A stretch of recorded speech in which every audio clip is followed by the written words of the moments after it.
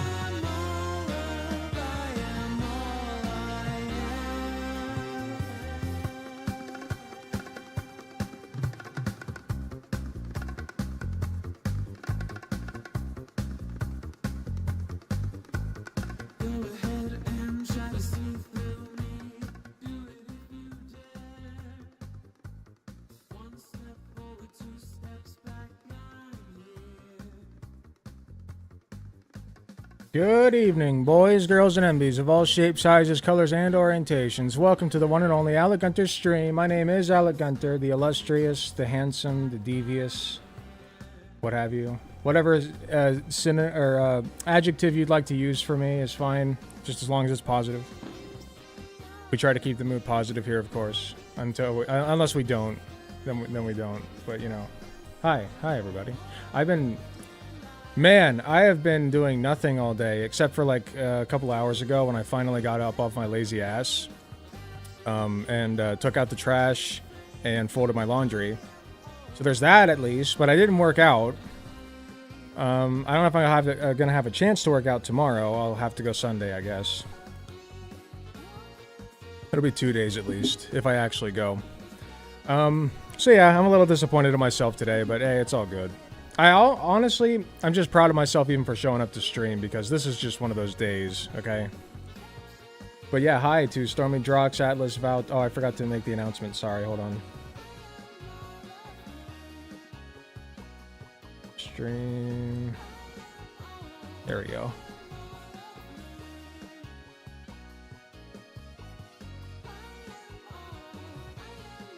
Hello to Plague Mercury, Chet Wilson, Perry Ice Fire, Axolotls with Cream, Lesbian Wolf, hello. Lunar Overdrive, hello. How long will it take for you to accidentally show something on stream and delete it? I actually just purged my search history.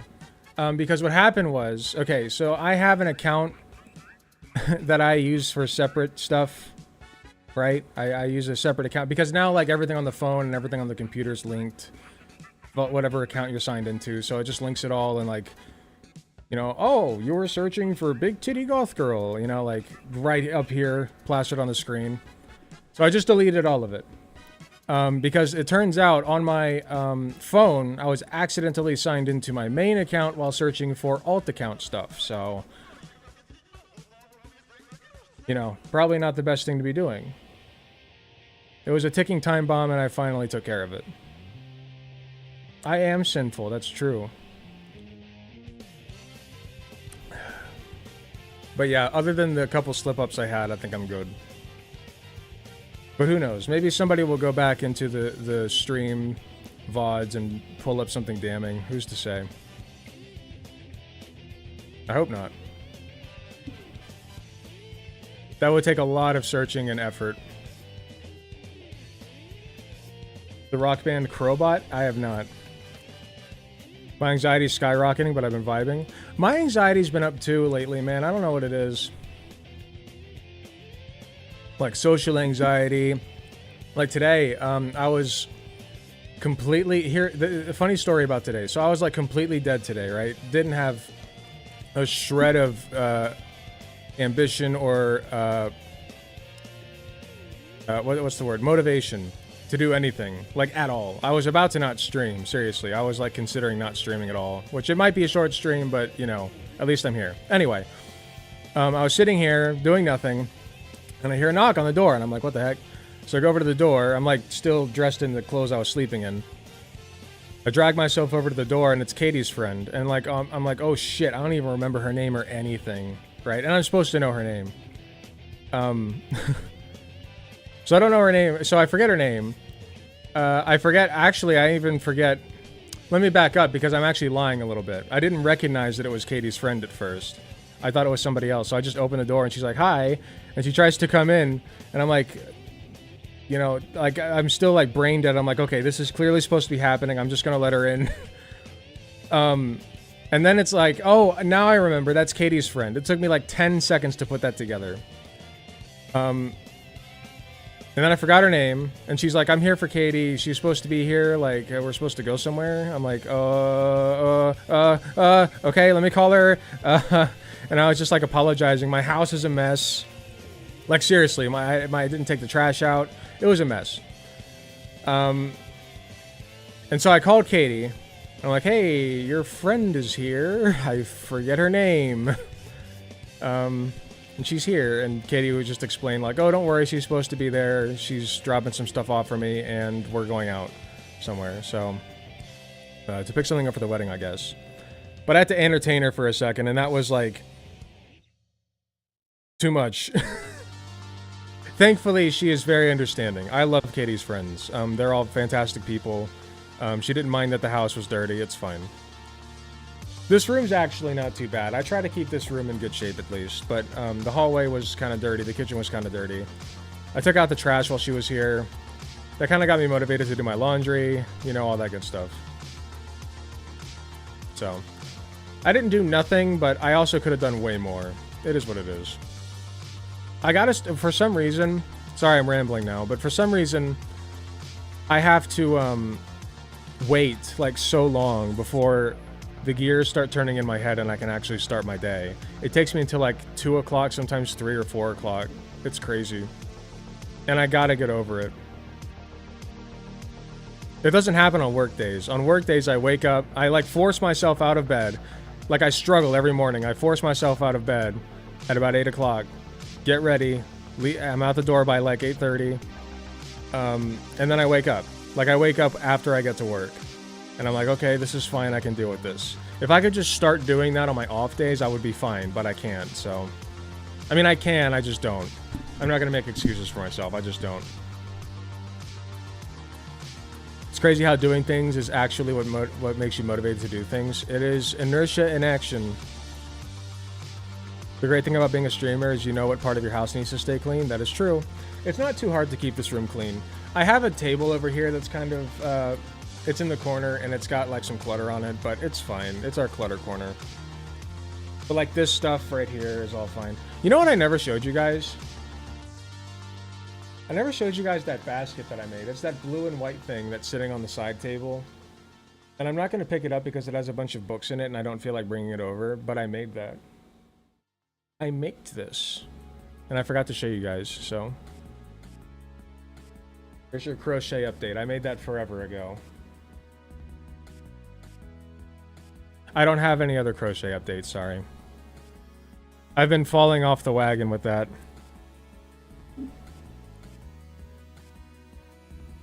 But also, the last book you read, oh, don't ask me that.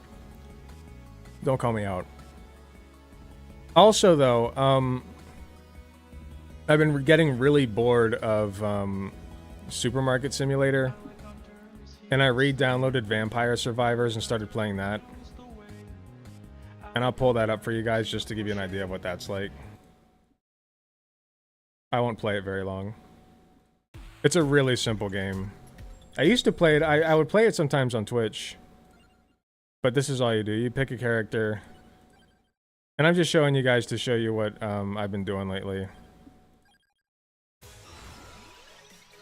And you just move around. And kill stuff.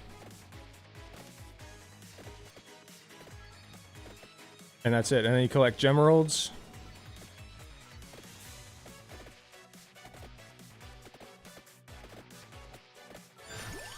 And then you get upgrades. It's a nice little roguelike.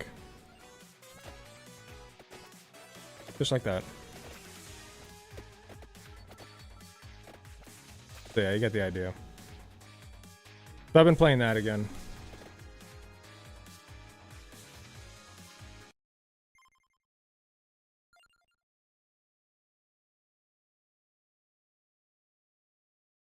Since yesterday. Yeah, it's one of those games. I pick up books, but I don't complete them. That's what I did last time I tried to read a book. I can't even remember what the book was fucking called.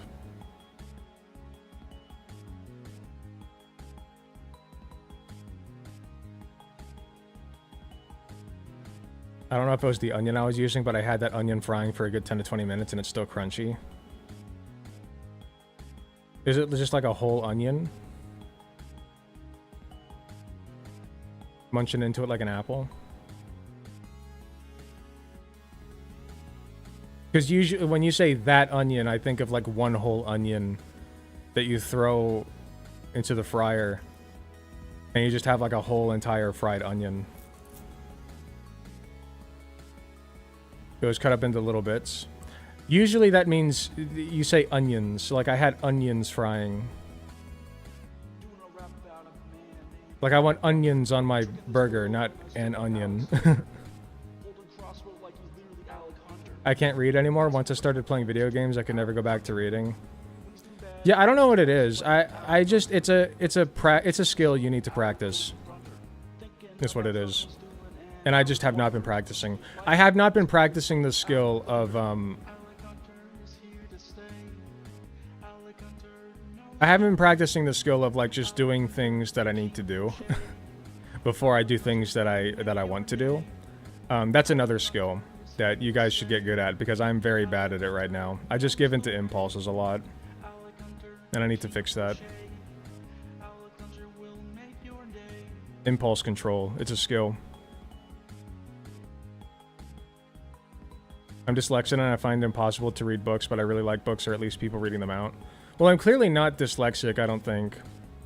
So that's not my problem. I just don't have an excuse. But yeah, if you're dyslexic, there's audiobooks now, which is neat.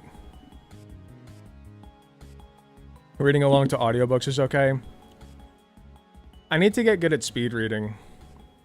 Or just like reading faster, because I read each word like as I go through and it sounds out in my head. and I read really slowly as a result of that. And that's part of the reason why it's so hard for me to read, is because it's such a process to read each word. And also just it's not as stimulating. It is not a book. Okay, a book is not as stimulating as any other form of media. It is probably the least stimulating form of media there is. It's just a piece of paper. It's a bunch of paper with words on it that you must read and then construct the stimulation in your brain. There's an extra step to it. And so because you have to construct that visualization, that's like effort. I'm making this all up as I go, but like that's all effort. And so that's kind of like there's just this wall between me and reading because of that. I told myself I'd read one book this year and I still have not. It is what it is. If I like it, the words kind of give way to the image the words describe. Exactly. I used to be really into Harry Potter, which I know is cringe now, but like back in the day when it wasn't cringe, I thought it was really good. Like to be clear, I was in like middle school. So that gives you an idea. But I would whip through those books as a middle schooler. And I don't know what book would give me that drive again. The last book I was reading was interesting, but it just, for some reason, I can't get back into it again. A good book is just something you've got to want to read about, like when you were a kid and you blew through a big space or dinosaur book. Yeah, that's true. I'm still into Harry Potter. That's fine. People make such a big fuss about people being into Harry Potter now. It's like, if you're still into it, that's fine. There's nothing wrong with that. You know, it's a neat little piece of media. I think it's basic now. Like, I go back and look at it and I'm like, this is such a basic chosen one narrative. I think it's drivel. I think it's garbage. But like, if you don't think it's garbage, that's fine too.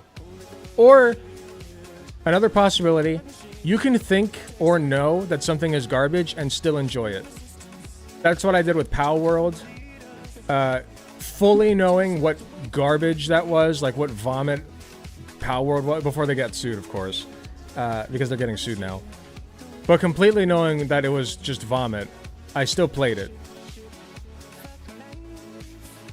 It's kind of shitty Star Wars, yeah. Or Shopping Simulator, or whatever it is. Oh, Supermarket Simulator. Another trash game. It is trash. It's garbage. Supermarket Simulator is garbage, okay? I would even say Risk of Rain 2. I don't think it's garbage, but it has garbage-like elements to it, right? It's a 3D roguelike, and I think roguelikes inherently have a little bit of garbage mixed in to keep you playing. You know what I mean?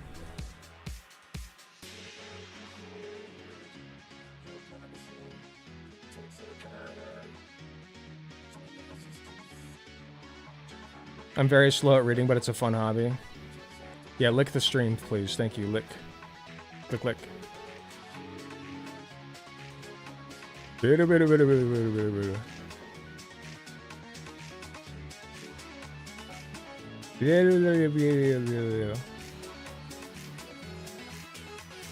Like JoJo. Sorry, I'm still kind of tired. A licky tongue emoji. I feel something similar with Dragon Ball Z, where it's something that was really good for its time, but nowadays it's very basic. I don't even think for its time that it was particularly good. I mean, the narrative is... Here's the main problem with Dragon Ball Z is that death is never final. Never. Like, even when it was final, it was not final. So, like, for instance... For those who aren't privy to what the plot is in Dragon Ball Z... Basically, everybody knows that, like, you got the Dragon Balls, and the Dragon Balls grant wishes, and you can bring people back to life. And that's not bad on its face, but they employ the use of the Dragon Balls way too often. Way too often. Like, they save the world, sort of, not really, because everybody dies, and then they're like, whoa, the Dragon Balls can just bring them all back, you know what I mean? If you could bring back... Okay, I like this stipulation with the Namekian Dragon Balls, that you can bring back one person per wish. I think bringing one person back from the dead per wish is fine. But the thing is, the Earth Dragon Balls could just bring everybody back at once. And they never changed that. Yeah, the Dragon's Balls. I never watched the entirety of the original Dragon Ball. I tried to, but it's like very goofy and just not my style. Like, it's cheesy in a way that's like not compelling, you know? Like the cheese outdoes the narrative compellingness. Yeah, exactly. Wishing every single person back is pretty lame. Here, I know which emoji would work for that Roman Omen. It would be on the site, though, not on YouTube. What is it?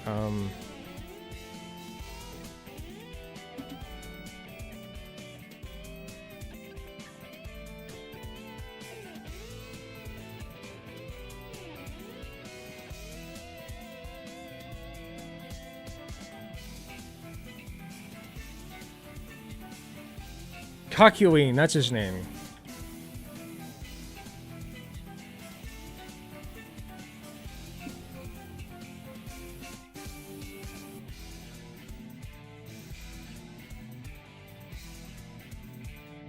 Yeah, this one would work.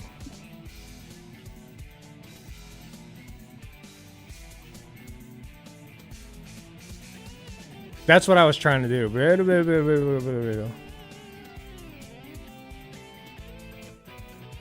Delicious.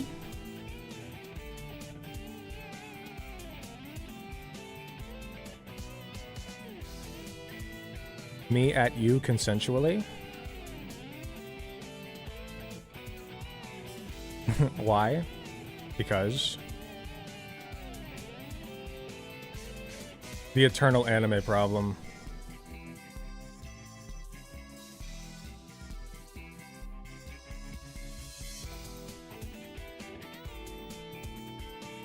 I can't believe, you know what, you want to know what a real problem in anime is?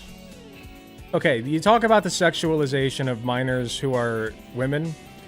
Let's talk about the sexualization of minors, sorry, sexualization of minors who are girls, not women. Sexualization of minors who are boys.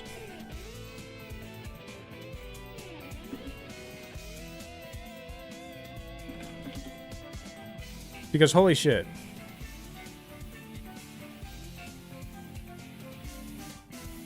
"16. He's 16.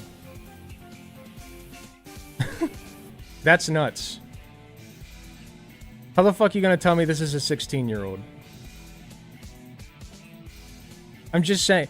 I have a great comparison. It's, well, this one's for girls, I guess, but it's, who the fuck is that chick from My Hero? My Hero... Momo.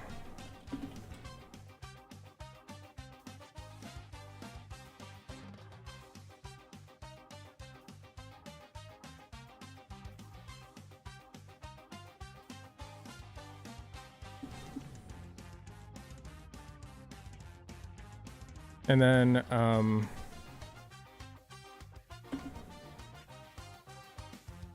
this chick.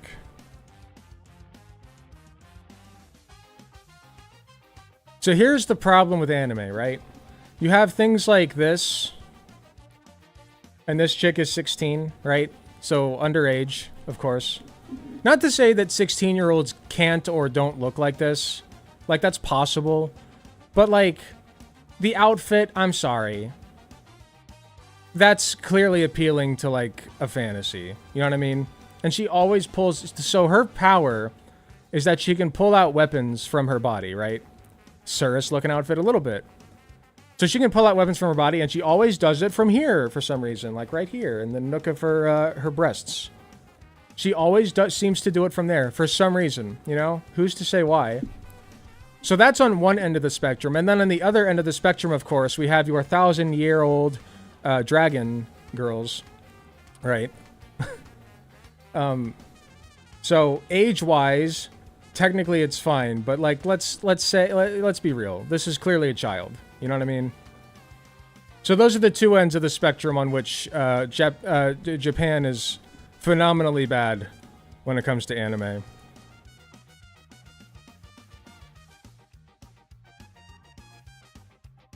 I didn't check if she was wearing a bra, I'll be real. I guess she wasn't. Oh yeah, she wasn't, duh. Like, that, yeah. That would have shown. Haven't you seen that one Pro ZD skit about the deep philosophical meaning behind the boob window? No.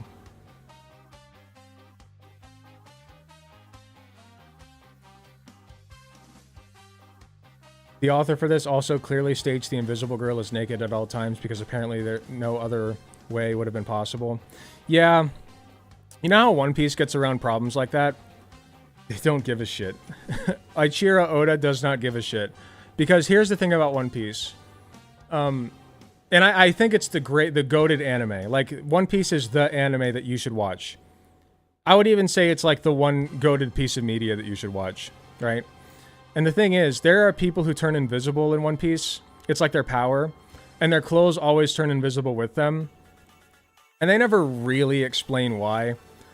But silly stuff like that happens all the time in One Piece because it's all about what you can imagine is true. You know what I mean? Like, for instance, there's a fruit. There's a devil fruit. So the power... I'm going to get into a whole rant now. Prepare yourselves. So the power system in One Piece, the main power system that you're introduced to is devil fruits. There's also hockey. There's also different magical stuff that you can do. But devil fruits are the main power source in One Piece, right? They're the main thing. And so Luffy's power source... Sorry, Luffy's devil fruit is the gum fruit. He can stretch really long, right? Everyone knows that. Well, maybe not everyone, but that's his power. He's like Mr. Fantastic, right? He's very stretchy. And there's a guy named Trafalgar Law who has the... I'm just giving you two examples. He has the op fruit, which is like a doctor's fruit. He can do like surgery. He can basically cure any disease and do surgery on people like very easily.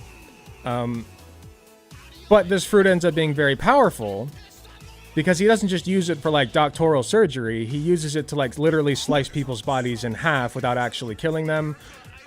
He can make things change places from one...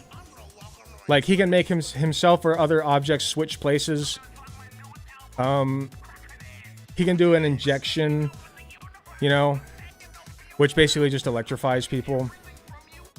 So, like, he uses his imagination and thinks, how can I incorporate my medical knowledge into this fruit? You know what I mean? And so that's how the fruit ends up working. And so if you have an invisible fruit, like there's a clear fruit that makes you invisible. As long as you believe that it can turn your clothes invisible, it can. Like, that is completely within the bounds of what it can do. So it's about not just the fruit, but also your imagination, which I think is really neat, to be clear.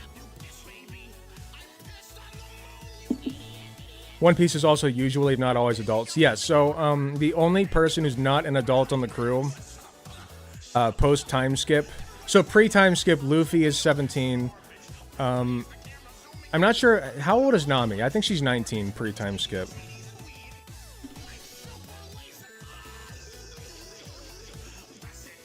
So she's, okay, great. She's 18 pre-time skip, great. So Luffy's underage, but I think he's the only underage crew member. No. Him and Chopper. That's who I meant. So Chopper is 15 pre-time skip, and then post-time skip, Chopper is 17. But here's the thing about Chopper is he's not he's explicitly not sexualized at all. Like, he gets one romantic interest one time, and it's not sexual. It's just cute. For those who don't know who Tony Chopper is, you've probably at least seen him. There he is. There's the boy. We love Tony Chopper.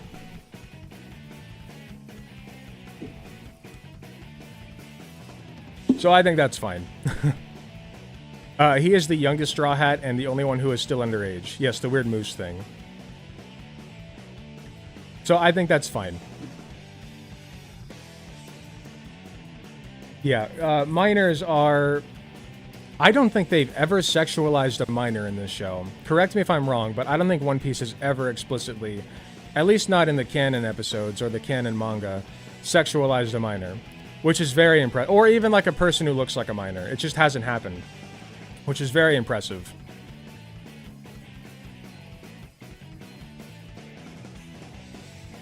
Like for an anime. Like, let's be clear.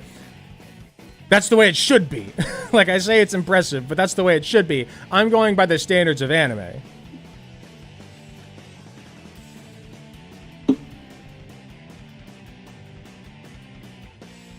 I'm glad to hear that, Wolfie Zaps. I don't know why my streams help with headaches, but hey, I'll take it.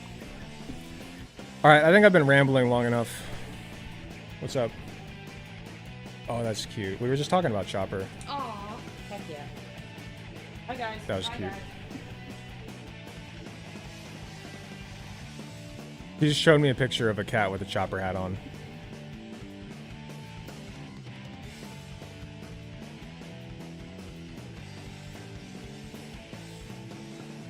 Oh, Shirahoshi. No, you're right. Shirahoshi was... Okay, yep, that's the one exception. Shirahoshi was 16. You're right.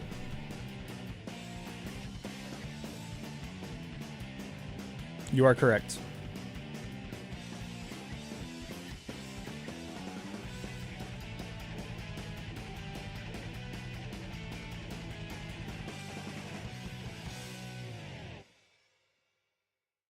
Yeah, so here is Shirahoshi, for those wondering. She's a mermaid, she's beautiful, but she's also 16, so... Just throwing that out there. Had to get one.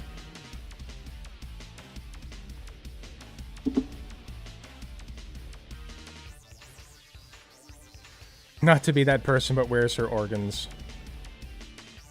She is also big. She is a very big girl.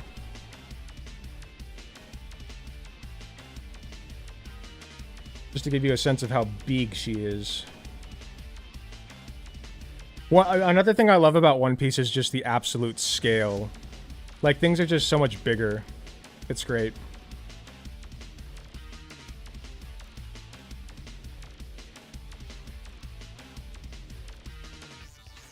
Alright, enough babbling. Enough rambling. I actually have a couple of things that are not in the title to go over first, because one of them pertains to the port strike.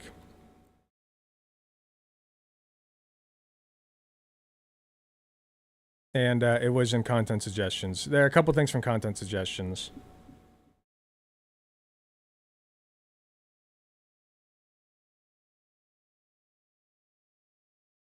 So this was a content suggestion. If you would like to leave suggestions for things for me to react to, you can leave it in the Discord, which you can find the link to in the description below. If you're watching me stream right now, you can type !Discord, and that should pull up the link.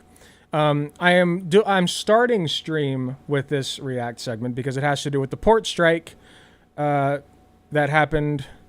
And I don't know, to be clear, I don't know a whole lot about the port strike, so that's why I haven't, like, I wasn't planning to cover it. So bear with me. What I do know about it is that it only lasted 2 days, and they're getting a 62% raise, as according to this video. This is Scuttlebutt, aka what's his name, Jameson, something. So I know of this guy. I've never covered him on stream, I don't think, but I did sign for some reason a long time ago. I signed up for his emailing list. Wait, what happened? Did something happen? Are we still live?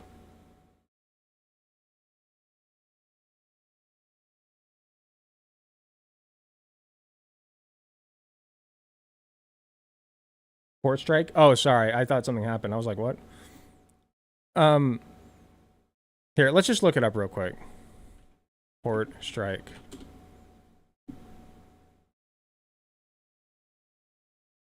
Port strike ends as workers agree to tentative deal on wages and contract extension. These. Major union for U.S. dock workers and the United States Maritime Alliance agreed on Thursday to a tentative deal on wages and have extended their existing contract through January 15th to provide time to negotiate a new contract. The move ends a strike that has snarled East Coast and Gulf Coast ports since the beginning of the week and threatened U.S. supply of fruits, automobiles, and other goods. So basically, the ILA, the International Longshoremen Association, went on strike over bad work conditions and just, typical strike stuff. They wanted a wage increase as well. So it will increase 61.5% over 6 years under the tentative agreement, which, I'm no mathematician, but that seems like a pretty significant increase. I think 6 years is a little long, but whatever. So that was a major win. And Joe Biden was actually backing the strike, which is awesome. But not everybody's happy about it, including Fox News. I actually watched a Fox News segment of Laura Ingraham going over the strikes and how evil the strike guy or the leader of the ILA is, like just how bad of a person he is.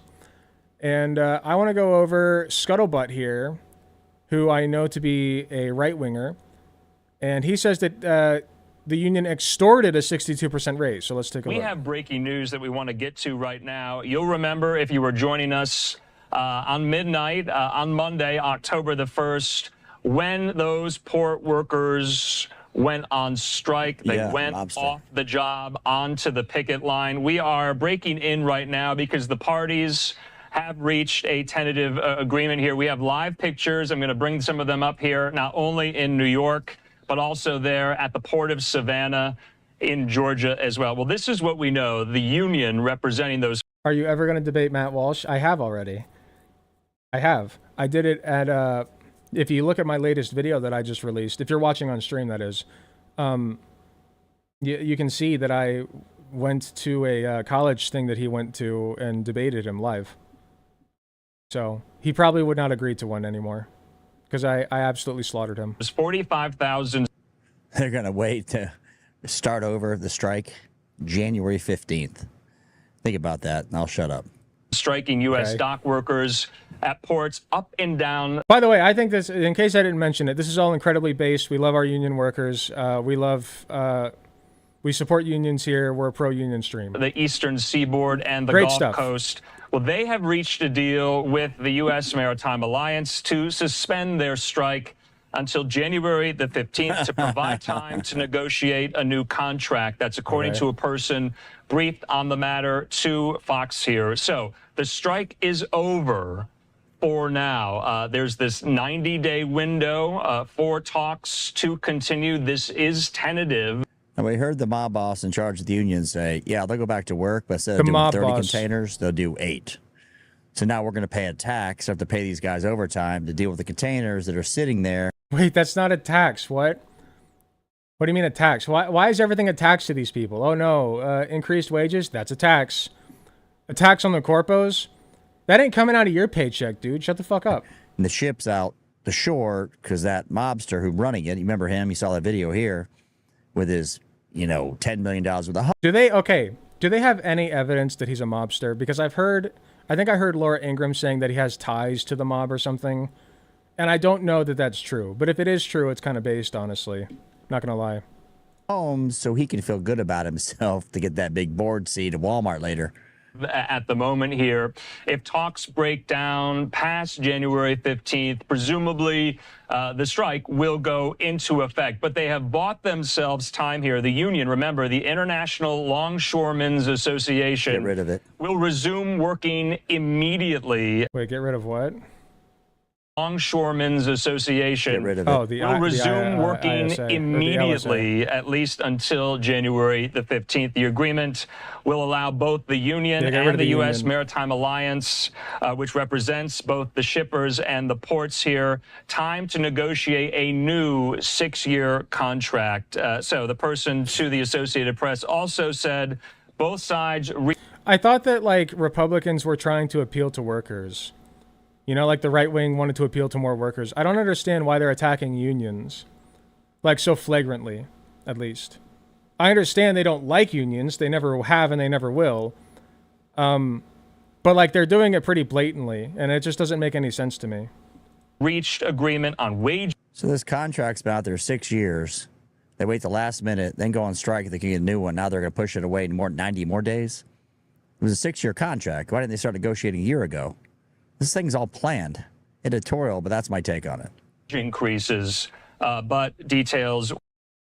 I don't know the truth of them waiting until the last possible moment, but also if they did do that, I don't really care. They're a union. Like, they fight for the rights of the workers underneath the union. So I'm fine with whatever, as within reason, whatever tactics they want to employ. Like, I don't feel bad. Like, let's say that they did wait until the last second or whatever. I don't feel bad for the corpos. Okay? I really don't. Like, the billionaire fuckheads who own the company, it doesn't matter. They really don't matter that much to me. They're doing fine. We're not and they'll available continue here. to do Fox fine. Business, though, does have the details. If no full deal is reached by then, by January the 15th, Right, of course. the offer that is on the table right now, that offer is a 62% wage increase. That hike will be pulled from the table if in the interim they cannot still agree on this here. Why is this that is a good? conditional offer. It's been made to the ILA. The ILA has accepted this right now. The people who own these ports rake in millions of dollars every year. Like, the workers should see some of that. If you want my opinion, they should see all of it. Like, they're the ones doing the work, but hey. 60. So they got a 62% raise. They're taking that for 90 days. And they want to renegotiate January 15th. The worst part of this is that they didn't go to 69. That would have been awesome. In what world can these people hold us hostage any longer? Automate. That's what I have to say. Automate. I never want to be held hostage again by this mob boss. 2%. Holding hostage to him means that you asked for, like, fair, livable wages, apparently. This is not holding anybody hostage. Well, let's be real here, man. Like, do you want them to do that work that is required for America to run properly? Because if you do, then they should be compensated properly, okay? Clearly they feel that they're not being treated well enough. Like, you're calling them entitled. Meanwhile, they're working during COVID. They're working long hours. They're lifting heavy shit. Like, this is not easy what they're doing. Okay, if you do think it's easy, then you go do it. They got such a good deal. You go do it, right? Go get your Wage bag. increase here. Not entirely sure if they have agreed or not on some of these other concerns these dock workers had, like the threat of automation to their jobs. Also, some workers should definitely get most of the money, but runners of the company still need to get some of it for expenses. I understand how that works, but I was being a little bit hyperbolic. But basically, what I mean is the workers are the ones who uphold the company. If the CEO of the company were to die tomorrow, the company would be fine. They'd just hire a new CEO and keep it all running. But if the workers were to die, well, then the whole thing's going to shit. Like, if I'll even go further. If all the CEOs were to die tomorrow, like all the people running the overhead, the white collars, they would be fine. They would still have their basic workforce, okay? They would still be able to do all of the on-the-ground work. They're way more important than the people up top. And yet they make way less money. That's not fair. With regard to their retirement plans as well. This is what we know right now. The He's deal so disgusted. reached only matters right now with... It's like, oh, God, people being treated fairly in the workplace. God damn, I could never imagine such a thing. Ew. Their base pay with their wages, and they're getting a 62% hike. It's on the table, that offer, for the next 90 days here. In the meantime, we are getting in right now a joint statement in from both parties. Let's take that here. All right, so this is what they say. This is a joint statement between the ILA and the Maritime Alliance, quote, that the International Longshoremen's Association and the United States Maritime Alliance Limited have reached a tentative agreement on wages and have agreed to extend the master contract until January 15th, 2025, to return to the bargaining table to negotiate all other outstanding issues, effective immediately. Yeah, 162%. They want to prevent the ports from doing automation. Automation's coming. I don't know how the Maritime Association could agree to that. Let's say that automation does come. What happens to those workers, man? Like, where do they go and what do they do? Are you just fine with them being homeless and jobless? That's kind of fucked up, don't you think? Like, honestly, I want an answer to that. Like, what do they do after that? Okay? Everything gets automated, and then what? Fuck them, they're out of a job? Like, come on. I mean, this is entitlement, but they genuinely deserve it. It's not, okay, entitlement has a negative connotation to it. When you call something entitlement, what you're saying is that a person is unnecessarily doing it. or unjustly doing it. Technically, you're right, but the connotation here is also important. No automation. After this right here, I was pro these guys. After this, I'm for automation. I don't want to be held hostage by that mobster ever again. Yeah, because you want people out of a Getting a job. 62% raise, they're unhappy with that. And they want the people who ship the goods to not agree to automation. Let's see real quick. Let's just take a look. Average pay for oh, here it is. First search. Starting at $9.10 per hour. Let's be generous. Let's go up to 27 an hour. Okay? Less than what I make. Just so you know. Calculator. So 27 times... I don't know how to do this more simply. I know there's a way to. 0.62 plus 27. Oh. 27 times 0.62 plus 27. Oh, that's 72. So you're talking 43, let's say 44. We'll round up to $44 an hour. Okay? It's about, I mean, that's a little bit higher than livable, than what's livable now. I think that's completely fair. Multiply by 1.62. Whatever. It works. 27 times 1.62. Yeah, okay. Same thing. My bad. You guys get the idea. I think that's completely fair for a dock worker. Why is that not fair? Like, okay, you think you don't make enough? You go ask your boss for more money, like they did. Get the money that you are owed. What disco fantasy land are they living in? All current job actions One where they will want more cease, money? and all Everyone work wants more money, covered man. by the master contract will resume here. So this was about a 3.5-day strike here. We've covered a lot of union strikes here at Live Now. This one, not very long at all here. We do have live pictures. I believe this is in Red Hook in Brooklyn at the moment, a live picture there. And you can see it looks like some of these. And by the way, that wage increase, that's on the generous side, first of all. And second of all, that's over a 6-year period. In 6 years, that might be the livable wage. We don't know.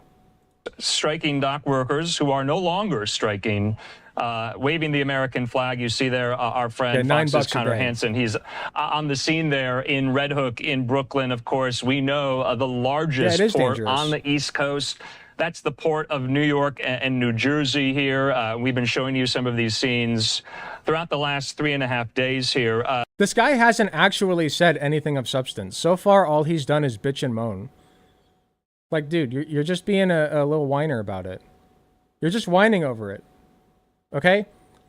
Like, those are the people, those people are a big part of the reason that you can enjoy the luxuries that you do. They deserve more pay. If you want them to keep doing that job, then maybe you should treat them well. The solution is not to simply automate their jobs and then force them all into homelessness. That's corpo speak. You're a corpo. You're a corpo bootlicker. Or a corpo, just period, end of story. I don't know this guy very well. He might be a corpo. Guess there must have been a shortage of Starbucks pump ingredients. I mean, come on. So think about this strategy. If they predict Trump's going to win, they dump it in his lap, then he's stuck with this thing. And can you see that happen? I can. Good. These people are vicious. Why wouldn't they? This doesn't mean this is over by any means. Yeah, if Trump wins, I hope he gets stuck with all of the worst shit. I don't think Trump will win, but yeah. I hope that he gets stuck with all of the worst shit. I hope that, like, everybody goes on strike and Trump has to deal with it.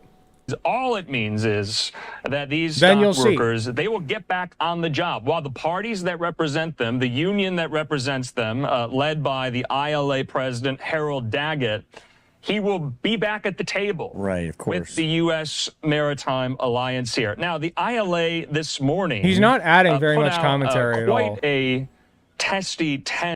Honestly, I'm glad I went over this, if only for the reason that it makes me feel a lot better about my own content. Sorry, dude. It just kind of sucks. You're not really adding anything to this except your own outrage. Long statement on their Facebook page, really criticizing members of the media. There was a piece in the New York Post just yesterday, kind of detailing, outlining some of Harold Daggett's lavish expenditures and mansion there, talking about his lifestyle. And Don't give a shit. Okay? I really don't. Daggett really went after the Post. He's still fighting for the He workers. said the newspaper this week published aerial photographs of his New Jersey Whatever he makes, it is not nearly what the CEOs make. I doubt it. Like, I could be wrong. I haven't looked into it, but I sincerely doubt it. And even if it is, I think he deserves it more than they do. home, including posting his address in an article. He says they printed other details of his personal life full of false accusations against him. Easy. Guy owns an assortment of homes in a Bentley. Sorry, I meant Chet Wilson. Don't ask questions that make a lot of sense. That's what I meant. And they offered a 62% raise. He said no. The average wage was $142,000. This guy's knocking on paper $1 million.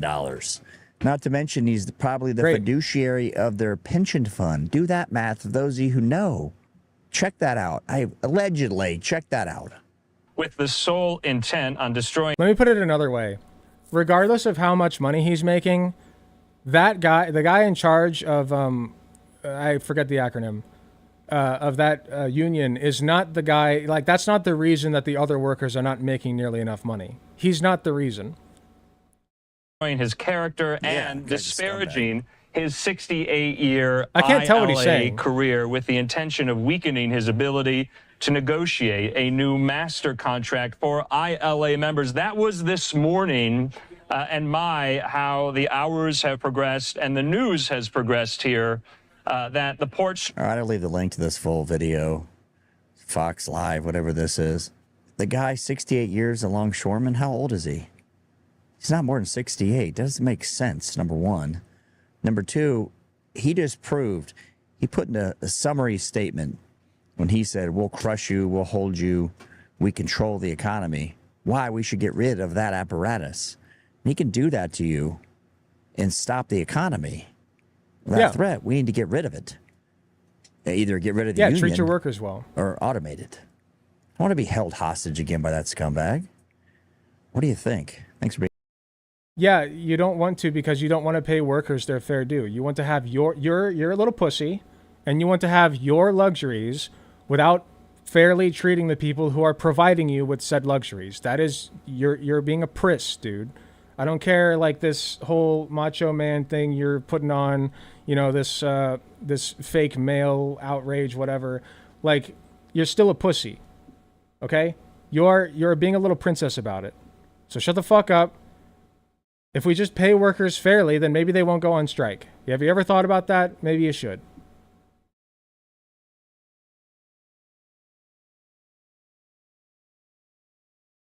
Indeed, general strike time.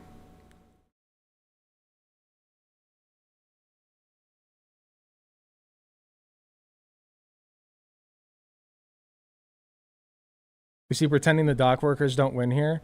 No, he's saying that he is, without any ambiguity, saying that it is not worth it to pay the dock workers because you can just automate it all. And so he's basically just saying, fuck the dock workers. They can all go homeless and starve for all I care. I just want mine. If I gets mine, then I'm fine.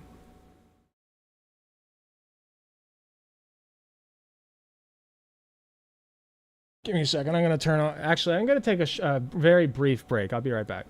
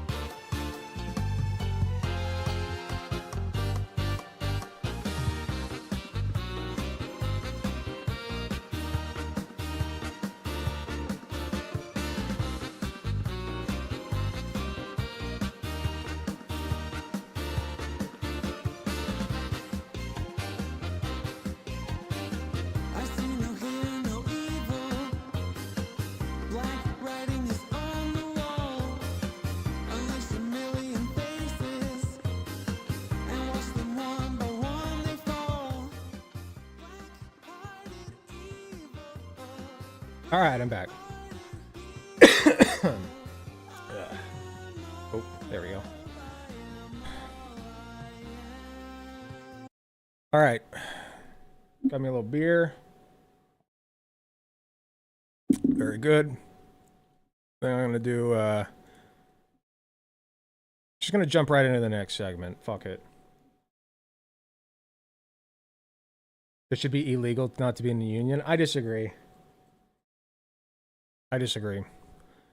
I think illegal on. I guess I'd have to think about it.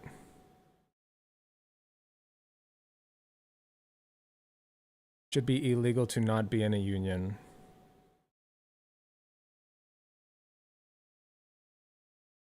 I guess the legal purpose of that. Well, but then you have to deal with like contract work and like, you know, what if the union takes advantage of that and they go corrupt, you know? Like, I don't know.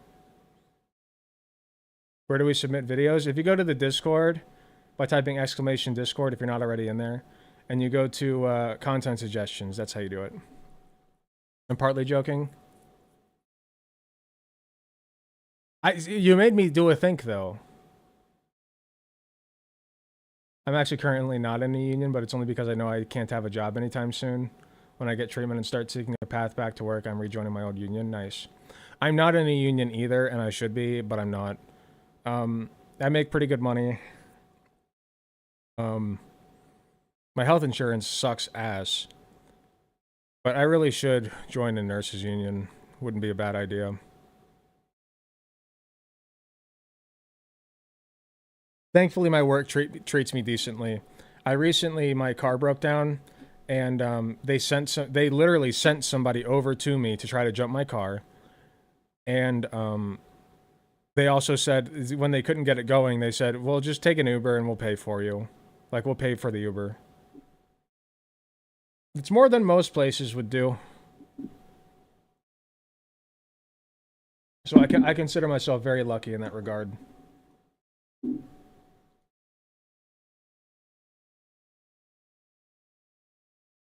Maybe just irresponsible to not be in a union. I agree. I should look into it. I'm just like very lazy.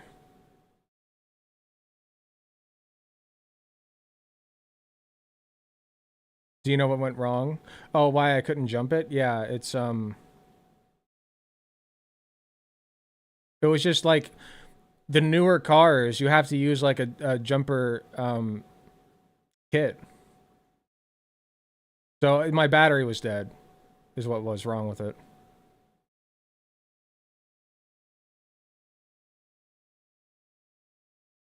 I'm eating, it's hard typing with one hand. Gotcha. There should be a union for every industry. I agree. Also, I think that contract work needs to be heavily modified.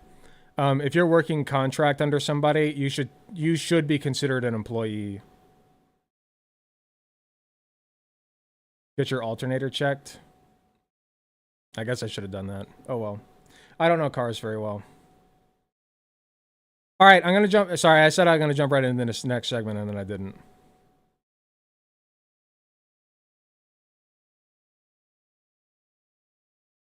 So, as people know, I don't typically cover smaller channels. I don't want my audience going after them, obviously. So, in this case as well, don't do that. But I have gotten more comfortable with it recently because, like, if you put your content on YouTube, expect people to react to it. Okay, that's all I'm going to say.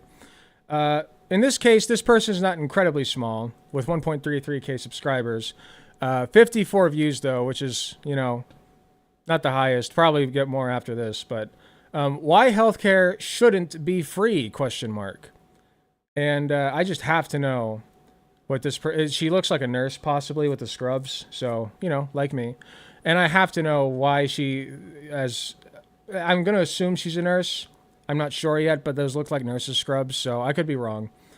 but it at least looks healthcare related. So I'm not sure why, as a healthcare professional, you would think that healthcare shouldn't be free unless you're like a doctor that owns a fucking business and like you're, I know doctors like this who are like completely self-interested in that way, and it's kind of sucky.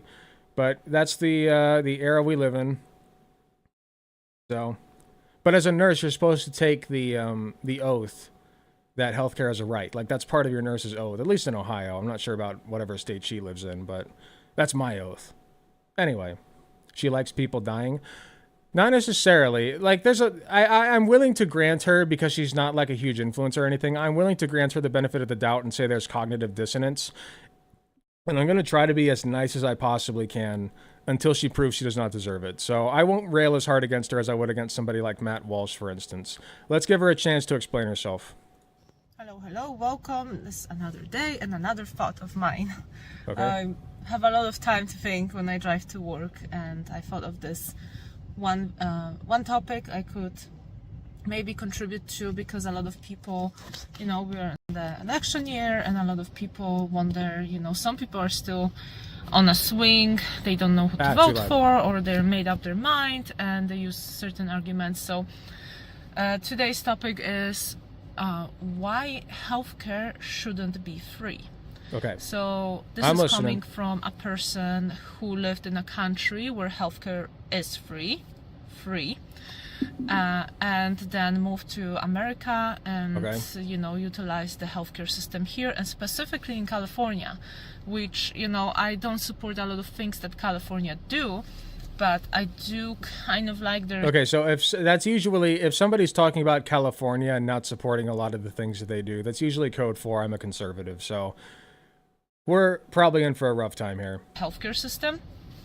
So generally in America, overall, you have to purchase your own healthcare. Usually, if you work full-time, employer will offer that, and the employer pays. Dude, that's so shitty. I forgot that if you're like a part-time employee, like you have to. For some reason, it gets shoved into the back of my mind that you have to work a minimum number of hours at most companies in order to qualify for healthcare insurance. That's wild to me. And usually it's like 32 hours at the very minimum. Like it should be like 20 hours, if anything. Honestly, if you work even 1 8-hour shift for a company a week, that should qualify you for healthcare. Your bigger share, and then you just pinch in. So my first job... Oh, not for me. My fucking employer doesn't pay the bigger share. That's all me, baby. I think I paid $120 a year because my employer was providing a really good healthcare, and I had great deductible. At least for dentists. My max out of pocket, my doctor's visits were low, and I didn't need to go to doctor all the time. So I picked the optimized lower cost option, and I usually pick that option because I'm generally young. I am young, and I'm generally healthy, so I may need 1-2 visits a year, preventative. And I think where she's gonna go with this is I'm healthy, I shouldn't have to pay taxes for people who are unhealthy. But I'll wait for her to make that argument before I retort. And it's always a good idea to have a health insurance. It's your responsibility to buy one, to pay those premiums in case you have something major going on, you have a major disease or accident. Yeah, and then you only have to pay 60% of the total expense rather than all of it. Or something. Even with, By the way, commonly unknown little tidbit, although it's becoming more known, I guess. Insurance companies collude with hospitals and doctors' offices all the time in order to charge exorbitant prices and then act like the insurance company is paying for it when they're not really. Like healthcare does not need to be as expensive as it is, for one thing. When you have let's say you have a $2,000 bill, right, on something that seemed relatively simple. The thing is, it's not really supposed to be $2,000. Like they charge way less for it in other countries. It does not need to be that expensive. They just balloon up the price so that you're way more likely to get insurance, so that your insurance will pretend to cover most of that expense, and then you cover the rest of it, even though it's like a way larger percentage of what they're pretending it is. You know what I mean? If the price were fair. Like I said, in other countries they don't charge nearly that much. So it's it's just interesting, right? Say your max out of pocket is $5,000. it's not as bad as being bankrupt.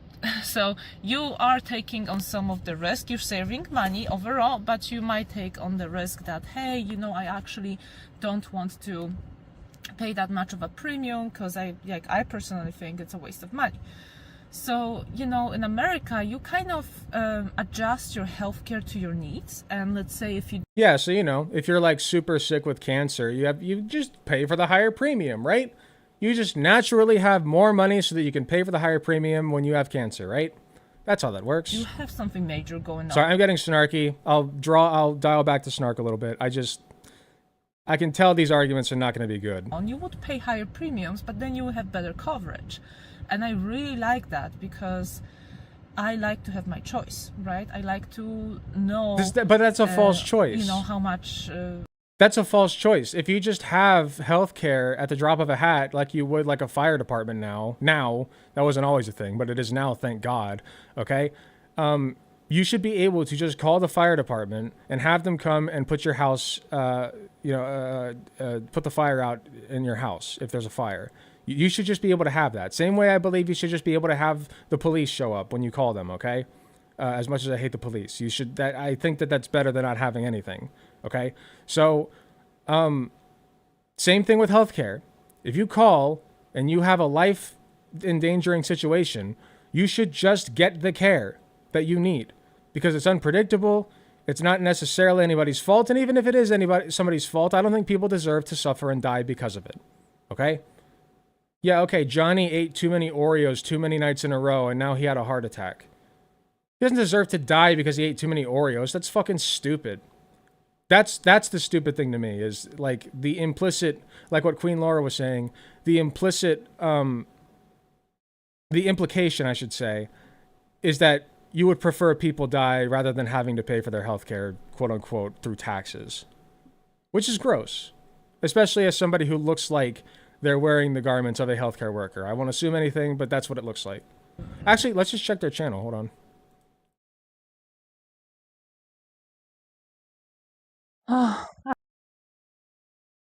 Fashion, looks, modeling, reviews, lifestyle. Model living in Southern California. Born and raised in Poland.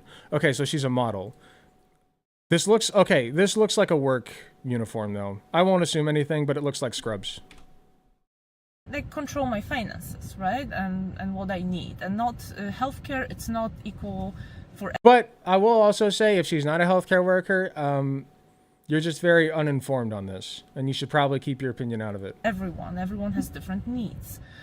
And, there's this misconception in Europe, because I talk with a lot of friends from Europe, there's that misconception that, in America it's so expensive, you go to hospital and you have to pay, it is. 50,000. People go sometimes, no, sometimes it's like in the hundreds of thousands. People have gotten real stories, like it usually makes the news when it happens because of how uncommon it is, but people have gotten stuck with like $1 million bills at hospitals. I believe. Well, maybe not 1 million, but like definitely in the hundreds of thousands. Okay? So it gets pretty ridiculous. Yeah, the bill comes out as 50,000, but you're not actually paying that if you are responsible and you're paying your premiums. So that's just not true. And if you're not responsible in paying your premiums, well, yeah, I guess you die. True. And now, why I don't think universal healthcare is great, because buying your own premiums and having your healthcare creates a market that is competitive, and their doctors. There shouldn't be a competitive market for a literal necessity. And the treatments, they're always they have it to should just stay be available at the point of to belong to some contact. Network to create their own business thriving, right? And if you like in Poland, you have to pay 9% out of your income. You have no choice. No matter if you're healthy or not, you have to pay 9%, and everyone gets healthcare. So, and they pay way less per person over there. Way less. Okay? Their system works better. On top of the already high taxes, in my opinion, the socialist country, you have to pay those 9%. And you would say, well, but if I need healthcare, I go to doctor. Well, yeah. But what if you don't need healthcare? Would you rather spend... But what if you don't need it? Okay, What if you don't have a fire in your house? Are you telling me that smokers get a benefit from it? Like, I'm paying for people who smoke whose houses catch fire by accident, right? Like, they should just burn in the fire. Like, let them burn in the fire because they accidentally put a cigarette out on the carpet. Like, or didn't put the cigarette out and dropped it on the carpet. Like, this stupid. I don't think you should smoke in the house, and I think you should be careful with your cigarettes, sure. And you have a responsibility to ensure that. But I also don't think it's a death sentence to drop your cigarette on the carpet. I don't think that warrants a death sentence. Or a better example, here, this is a fun segue.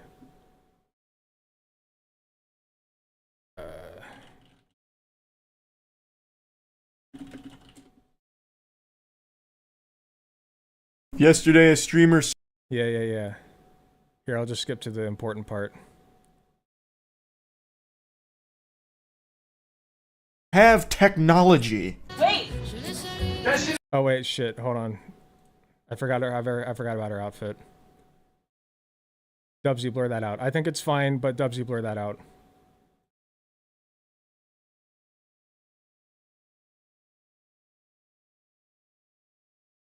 God damn it. Never mind. Dubsy, just cut that all out. Well, actually, it should be fine because Moist Critical has it on his channel and he didn't get dinged for it, right? Like, that's literally on YouTube. Okay, I was going to do it for the bit, but just to be safe, because YouTube will not be as kind to me as they are to Moist Critical, I'm going to keep that out of the video. The VOD can stay up, but I'm keeping that out of the video. Anyway, let's continue.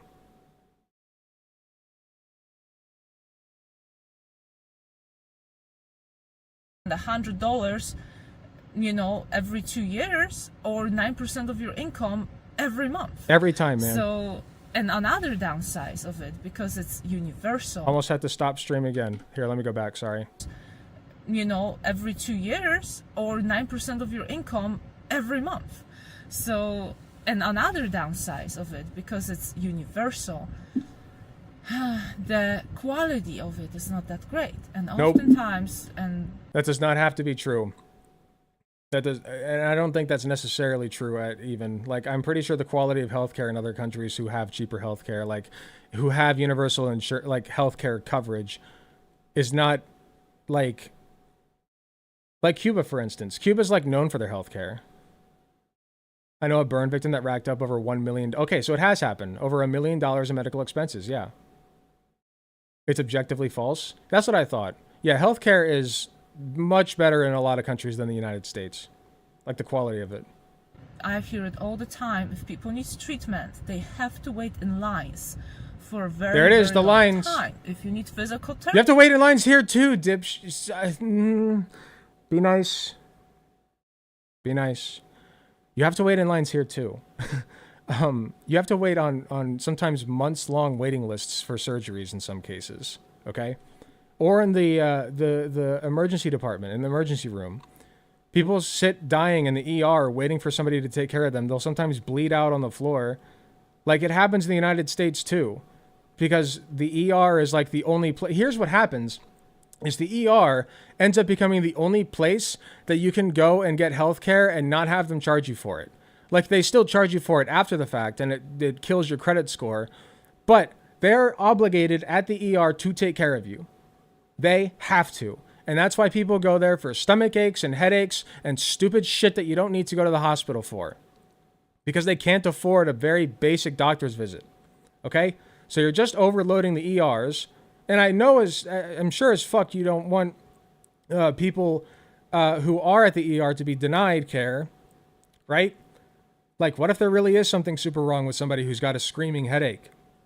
You know, maybe it's not just a headache. Maybe they had an aneurysm. You don't know. So, yeah, I don't want people to be turned away at all at the ER. But that ends up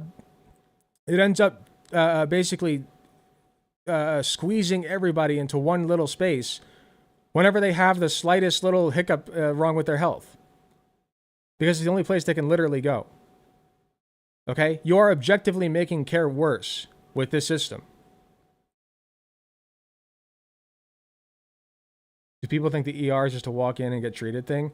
I mean, if it's a really like high-end ER and like a high-end area, then maybe, but usually no, that's not how it works. You have to like wait a while at the ER. Therapy. Sometimes you need to wait 8 or 9 months for your treatment. Thank you, And Queen what ends Laura. up Yeah, average ER wait time is 4 hours. That's a long-ass time for an emergency. happening, people open their And then they have to like literally triage in the waiting room, which is nuts.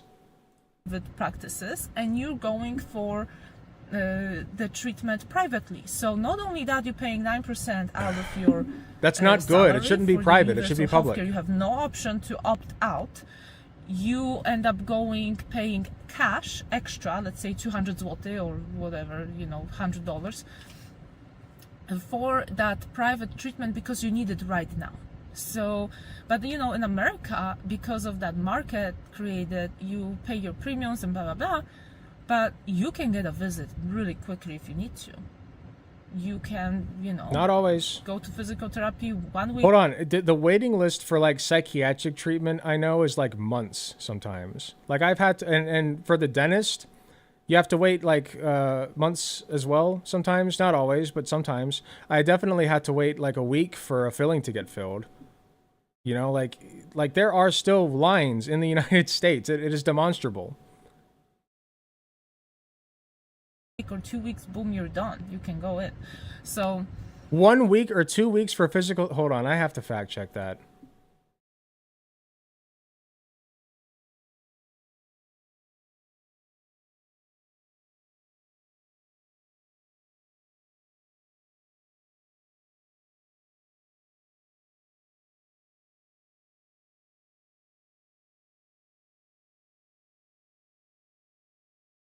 Hold on, I'm looking for it.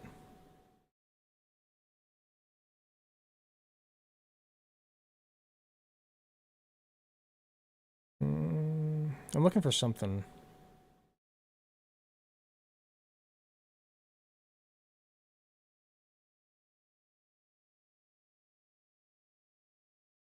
Here we go. I got a Fortune article.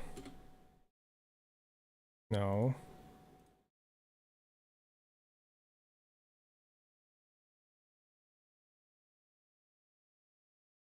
Okay, here we go. This is from November 28th, 2023. Be prepared to wait for a physical therapist.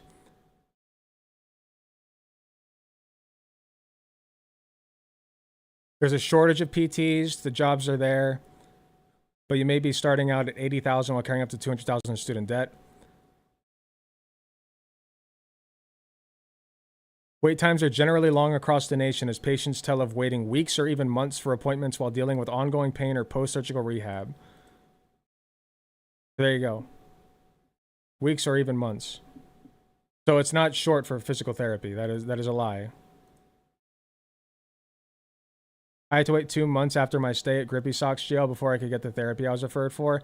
Yeah, it can be insane sometimes. 2 months for a standard checkup from somebody in YouTube chat. Like, it can get really nuts. I don't like the fact that you get forced, and I believe it's the same in Canada. The quality of the healthcare is not there. Do you think you should be forced to pay for police officers even if you live... Okay, so like let's say that you're somebody who lives in like a well-off suburban area, right? And you barely... Like you've literally never called the police. Never, ever, ever. Right? You've never needed them. You've never had anybody try to break into your home. You have a security system. Like you just don't feel like you need the police. You don't feel... And you have like... Let's say you're employing your Second Amendment rights, right? You feel like you don't need the police. So do you think that you should still have to pay taxes for the police force? Yes or no? My argument is yes, you should still have to, because they're there if you need them, okay? Just like I think healthcare should be there if you need it. It's better for all of us. If your ass gets into an accident tomorrow and you're paralyzed from the neck down, now suddenly somebody's going to be strapped with a lot of fucking bills, okay? It's either going to be you, or if you can't literally pay, it's going to be somebody that you know who will pay for you, okay? Who'll go into debt for you. Is that what you want? No, that's probably not what you fucking want. If you get into an accident, you want to be insured. Okay? You want to have that covered. Because otherwise, you're going to have to eat that, or somebody else is going to have to. I take care of a client who is completely paralyzed. Like, entirely. Okay? And sometimes the parents have to pay for some shit out of pocket. And I think that's wrong. Because there's literally nothing that person can even do.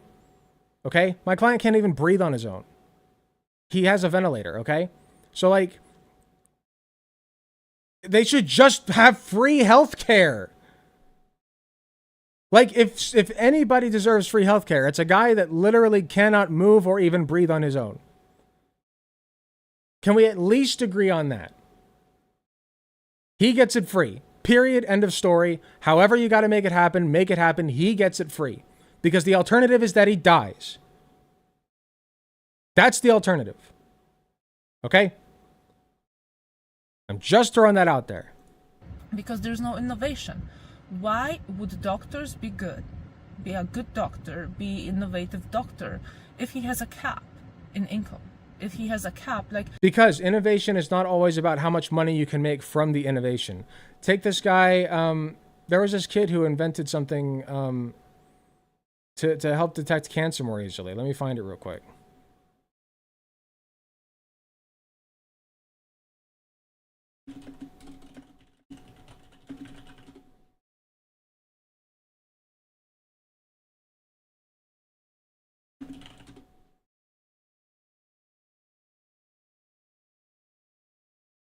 Here we go.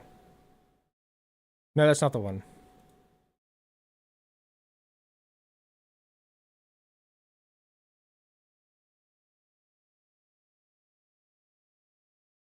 I can't find the specific one.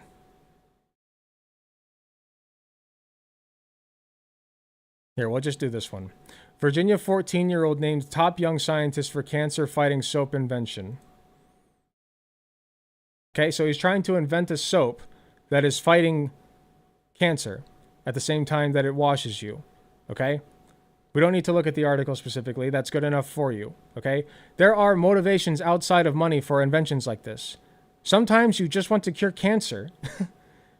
You know? There were, like, sometimes you just don't want people that you know and love to die of cancer. That's enough, isn't it? People innovate without monetary incentive all the time. All the time.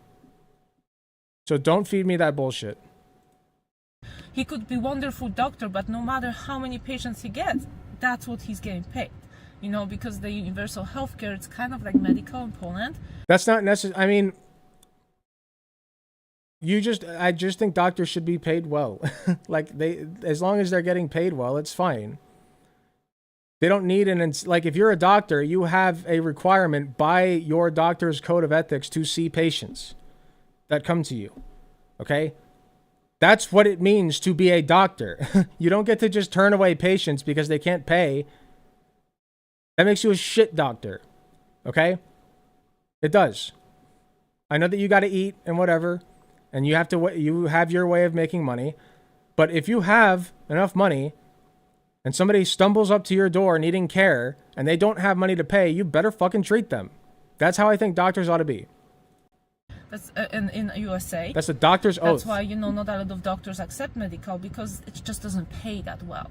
So a lot of times, doctors who begin their practices, they will accept a lot of medical to... Guess what? If we made it public, they would get probably... I mean, not necessarily, because teachers get paid dog shit. They deserve a pay raise. But police officers get paid pretty fucking well. So I'd say if we can pay police officers well, we can just as well pay healthcare workers publicly. I think that we can manage that.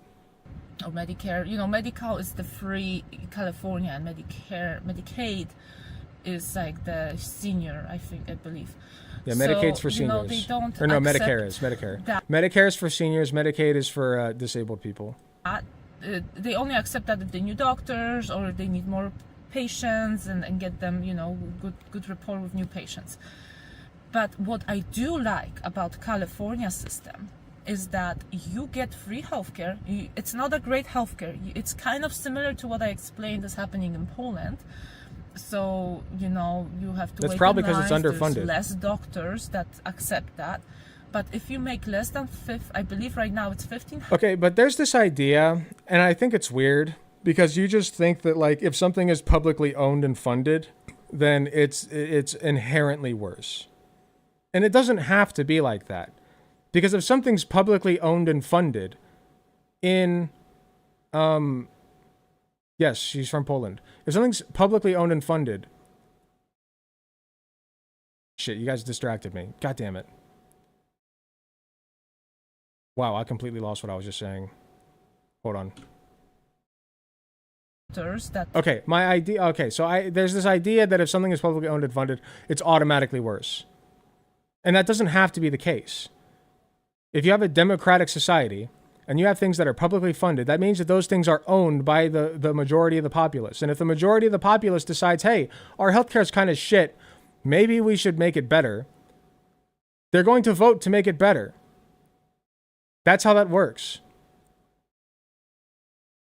Everything's better when it's run by, I don't want to say everything, but most structures in society are better when they're run by the democracy.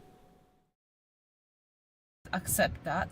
But if you make less than I believe right now it's 1,500 gross income a month, you qualify for free. Here's another thing. If private practices can do it and public practices can't, maybe the private practices are making a little bit too much, huh? You ever thought about that? Maybe we should, skim a little bit off the top. What do you think? I think that'd be fine. You got $1 million hospital, $100 million hospital, breaking that dough in, lining the CEO's pockets with millions upon millions of sweet dollary dues. Just take it. Just take it. Just take it because that is the right thing to do. Tax the shit out of them. I don't care. Make public health care better, however you have to. That is important. Okay?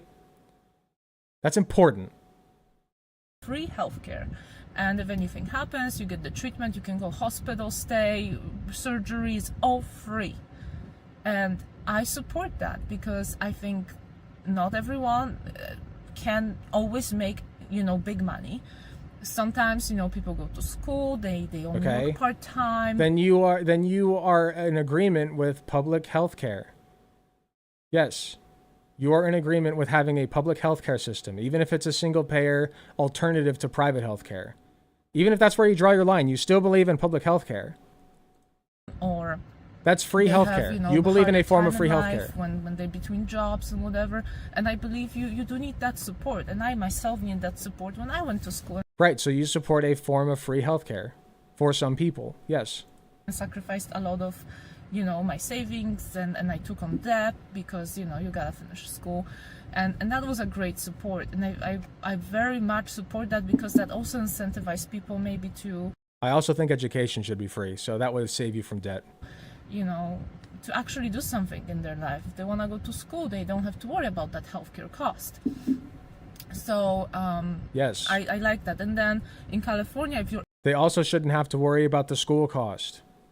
I like having educated people in my society. I think that education should be publicly funded, even through college. Even through college. Why do we stop funding public education at the end of high school? We need college now. Okay? We live in the 21st goddamn century, and I want people to be college educated. Yes. Employer doesn't make it public. Provide with the healthcare. This is obvious. With the healthcare plan. You can, depending on your income, you pay some premiums. There's premiums are pretty high, but you have those options that you can get, your healthcare for less money a month, depending how much you make. The more you make, the more you pay. And then there's different plans. I'm not going to go into it right now. Maybe I can explain the different videos, PPO, HNO, and all that stuff. But that is why I believe I'm not standing for free healthcare because it's not suited for everyone, and it's just not. Yes, it is. You know why? Because if you find out tomorrow that you have cancer, I don't think that you should have to pay exorbitant amounts of money for that. Okay? You could get lymphoma at the drop of a hat. It could just happen. It just happens. Literally. I don't want to scare anybody, but yeah, you could just wake up with cancer one day. It can happen to anybody at any time. All right? Or you can have a fucking aneurysm, a health emergency, an injury, a life-threatening injury, anything. It can just happen. And when it does, I don't think that you should owe a fuck ton of money. I don't think that's fair. You want to talk about not fair? That's not fair. Okay? It should be available for free when you need it, if you need it. Period. It's not good for the country. It's not good for the innovation. And you know what's good for the country? Having healthy people. Okay? That's what's good for the country. I think that's great for the country. The reason why people like to come to America for treatment. Guess what? Because of that innovation. Because of it's money. They making more money out of the healthcare, but I do like my option. I like the innovation. I believe, and I could be wrong, so correct me if I am, but I believe the people that come to America for treatment are typically from nations who aren't doing well off, but those people in those nations are doing well, okay? Like, it's people who are in nations that are generally worse off than us, but people who are way better off than you ever will be, okay? And so those are the people that travel all the way over to here for their health care because they can afford it. Okay? There are a lot of great innovations in America that don't exist in other countries. There's a lot of great there are a lot of great things in America about healthcare that are better than other countries, I believe. Okay, I don't have the exact stats on me, but I believe that. I'm willing to bite that bullet. But just because some people come here for their care because they can actually afford it and it's worse in their country doesn't mean that we shouldn't have a public option. As I was saying before, if you are in a life-threatening situation, you should have care, period. Even if you're not, okay? But let's start there at least. Like, can we agree that if you're in a life-threatening situation and need care, that you shouldn't have to pay for it? Because I feel like that's a pretty basic thing to agree with. I don't even think that's radical. It should just be free. The burn victim I was talking about got burned because they were drunk and fell into a fire pit. Oh, God, dude. Jesus Christ. Yeah, you get too drunk one night. You know, shit happens.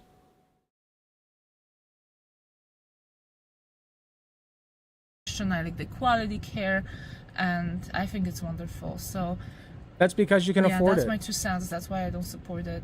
I don't want to give 9% of my income for someone's treatments that I don't need. You know, I think we have to be all responsible for our own healthcare, and you very much have that option to do it here.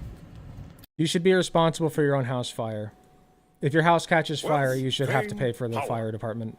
Bazinga. Bazinga. Thank you so much for the tier 1 sub, Somniostatic. Appreciate you. Yeah, this does strike me as very selfish. Like I said, I'm not going to be incredibly mean to her, but I do disagree heavily, if you couldn't tell. And it's silly to think that healthcare shouldn't be free. Because, like, what better system is there for somebody who needs care right now and can't afford it? Okay? Who has no money? Who has no way of paying for care? You know? I don't think that not having enough money should be a death sentence. That's my stance. And that's why I believe healthcare should be free.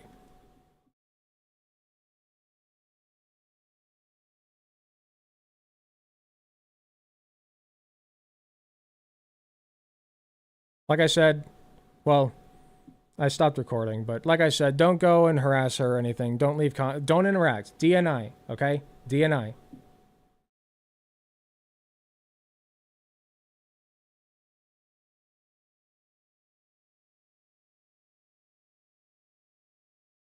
All you're doing is giving them analytics if you do that.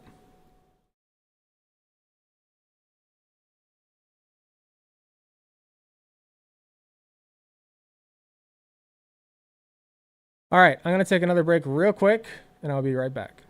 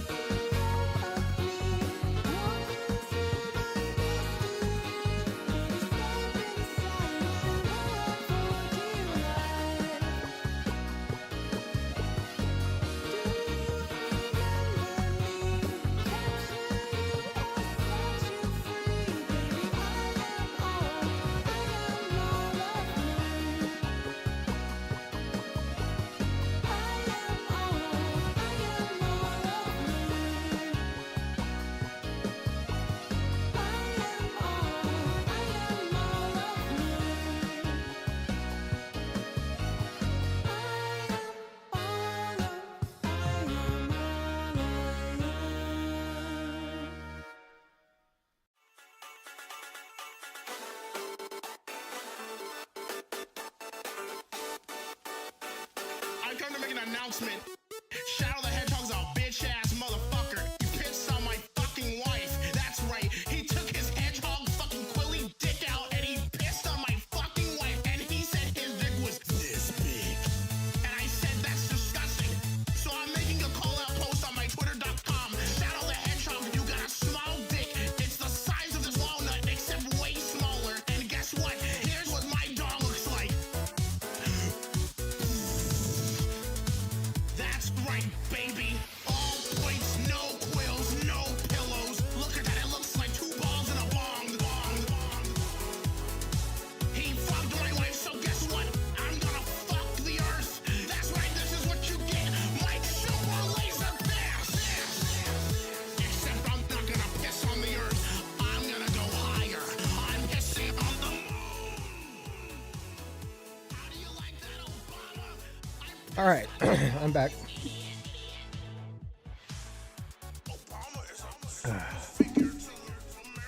I agree, Guitar Rocker, completely. No way. I'm gonna log on to my Twitter. I'm gonna talk my newest album, Crackin' Eggs. Taking over the The universe, I'm taking over your world. I'm taking everything from you. Give me your phone. I love this song. This is mine.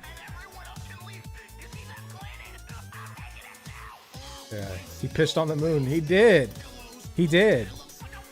It's one of the best moments in all of internet history is when Eggman pissed on the moon. It's great. All right. I guess we should get to the stuff that's actually in the title, huh? I can't believe we still haven't done anything that's in the title. Now it's drinking time. Nice. I actually haven't had dinner yet. Probably think about doing that. Yeah, we're doing a full movie react. Hopefully it does not catch a copyright. But it's on YouTube and it's only 34 minutes and it's from somebody with fewer subscribers than I have. So I'm hoping that it will be fine. But we'll see. Copyright claims are not a big deal. Like, I guess not compared to what happened to me today. Oh, I forgot to update you guys on that. In case you didn't see my post about it, I had a fucking claim against my video that I was doing conspiracy posting. Like I was pushing conspiracies. Can you believe that? It was from the video when I was reviewing Sound of Freedom.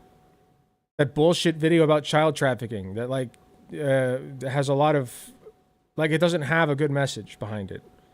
And the guy who it was about was like actually getting in the way of child trafficking efforts rather than helping them. And so they were like, I was pointing all this stuff out in my video about it. And so I think what's happening is Angel Studios is going after accounts that are covering their videos, because I heard about this from another channel that I watch. Apparently they're going after all of his videos when he reviewed God's Not Dead. I can't remember which channel. But he reviews God's Not Dead, and apparently Angel Studios is going after him. So, yeah, Pepe posting, exactly. No, I actually was pushing conspiracies. The Earth is flat. Q is a real. Global warming's a myth. What else? Trans women are not women. That's a good one. Michelle Obama is a man, and Obama was not born in the United States, and Joe Biden is wearing a skin mask, and okay. Yeah. And conspiracy posting. Take that one down, YouTube. I dare you. They probably will. They probably would, I should say. I don't think they will.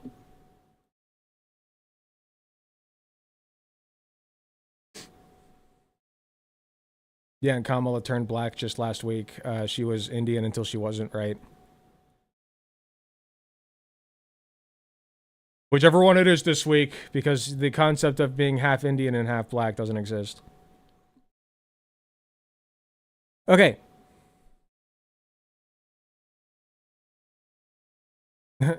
That's Dubsy. I don't think Dubsy's here.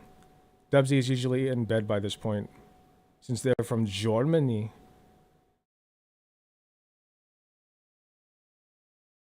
I think that was a German accent. Okay, I gotta cover this. Jordan and Ben sitting in a tree. Kissing. It's time, baby. They're on a date again. I think they've been on a date before, and they've had a little chit-chat over tea or whatever.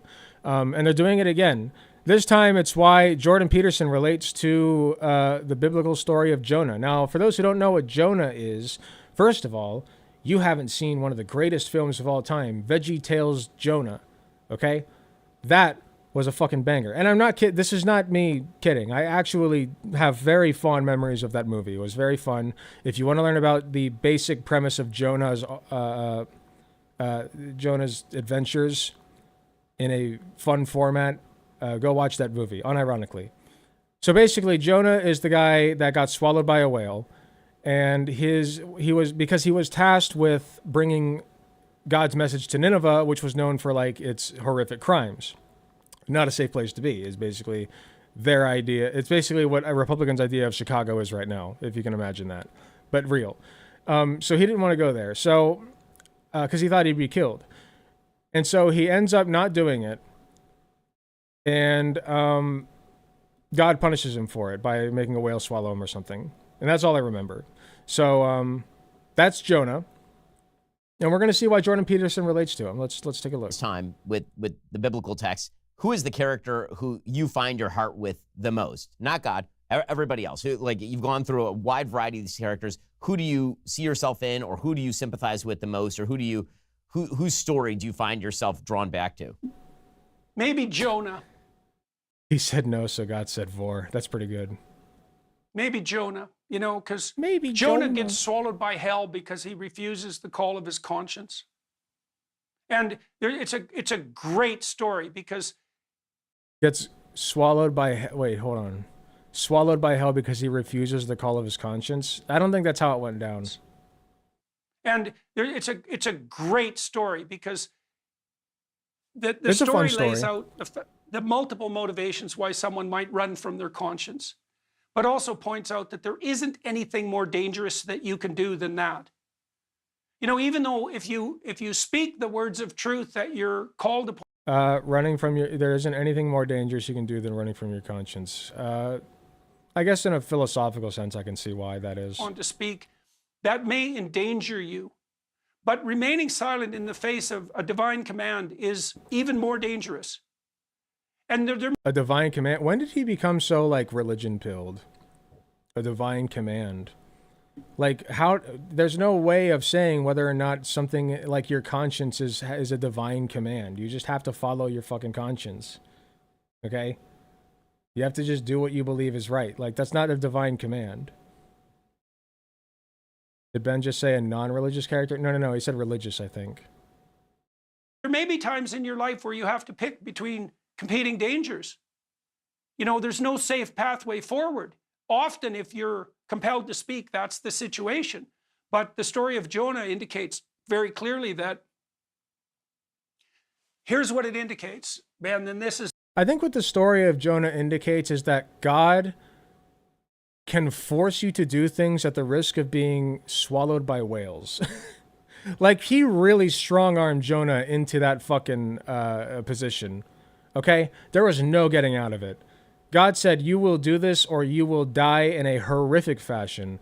I fucking despise the idea of being eaten by a goddamn whale. That is scary as shit to me. That is horrific.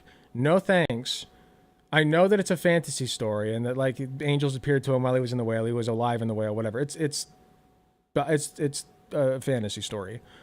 But still, like, the premise is guy gets eaten by a whale as a punishment for not going to Helltown and preaching to the hell people that they're doing bad things.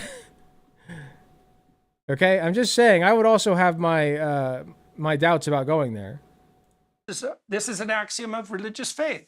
There's nothing better than there's nothing better possible than what will happen to you if you tell the truth. It doesn't matter how it looks to you. And that's a terrifying thing. Hold on. There's nothing better. We're never going to get this through this video. Better possible than what will happen to you if you tell the truth. There's nothing better possible than what will happen to you. Okay, I understand. Sorry. It doesn't matter how it looks to you. And that's a terrifying thing, you know, because obviously you get in trouble for telling the truth. That's why everyone lies. But there's an insistence, especially sometimes in the that's story true. of Jonah, which I lied a lot growing up because telling the truth would get me in trouble sometimes. If you want to make sure that your kids never lie to you, don't punish them for telling the truth. Never, ever punish them for telling the truth. Okay? If they're honest with you and they're like, yeah, I was, you know, out past my curfew or whatever, don't punish them. Just, like, otherwise they'll just sneak out. You know? You're just making the problem worse. Talk to them. Like, why were you out past your curfew? Should your curfew be, maybe their curfew should be later. You know? Talk to your kids. Sorry, weird tangent. which is you don't see everything. You see the same thing in the story of Job. You don't see everything. Your purview of perception is not broad enough. If you understood, you would see that there is no order better than the order you call forth with the words of truth. And I believe that. And how can it be otherwise? What are you going to do? But what does truth have to do with the story of Jonah? Because I don't think Jonah was at any point lying. He was just like, fuck no, I ain't going to that place. No. How about no? But I don't think he ever lied, did he? So I don't know why he's on a tangent about truth. You're going to make the proposition that you bring about the order that is good in the world by lying. Who the hell believes that? No one believes that. They might think they can get away with it. They might use it for manipulative purposes. But no one thinks that the path to paradise is paved with lies. Even the worst criminal knows that that's a fundamental misapprehension of the structure of existence itself. This has nothing to do with Jonah. If you believed that, it would destroy you, if you truly believed it.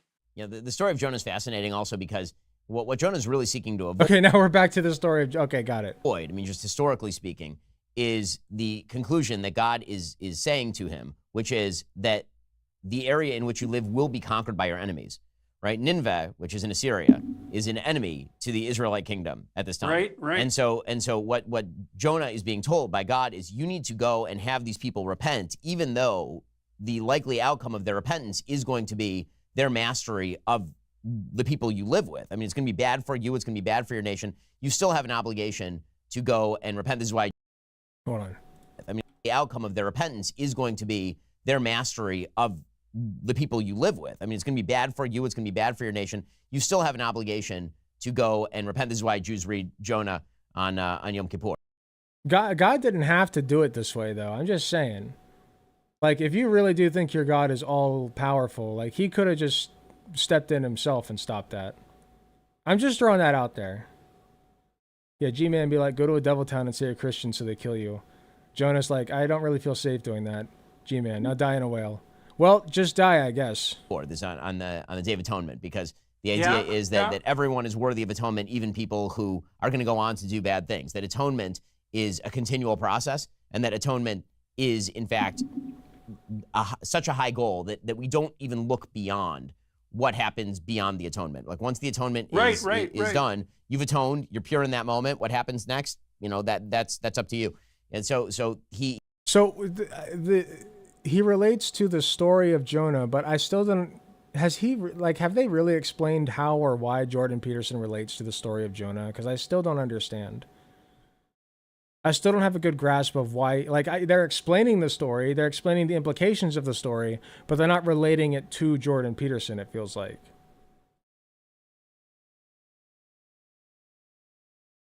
He rejects the call because he doesn't. If he were wearing pink pants, he'd be trans-colored. Want the people to atone. It's not that he believes that he's going to be killed by the people in this area. He believes they're actually going to do the thing. And the idea is the future is not. Wait, really? Is that accurate? Like, he thought that he knew that they were going to repent, and that's why he didn't go? But how does that make sense? I don't know. In your hands, all that's in your hands, the thing that you have to do that's right in front of you that God instructs you to do. You can't control what's going to happen 5 years from now. You can control the thing that is right in front of you today. Or you do control it insofar as you can by.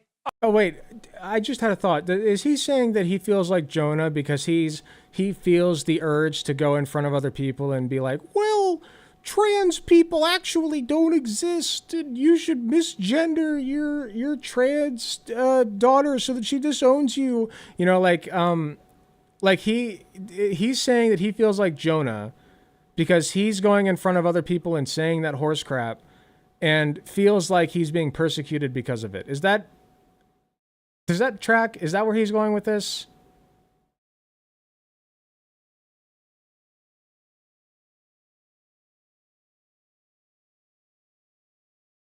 I believe the Christian God cannot be truly all-powerful, or he is just very cruel. No, I agree with that.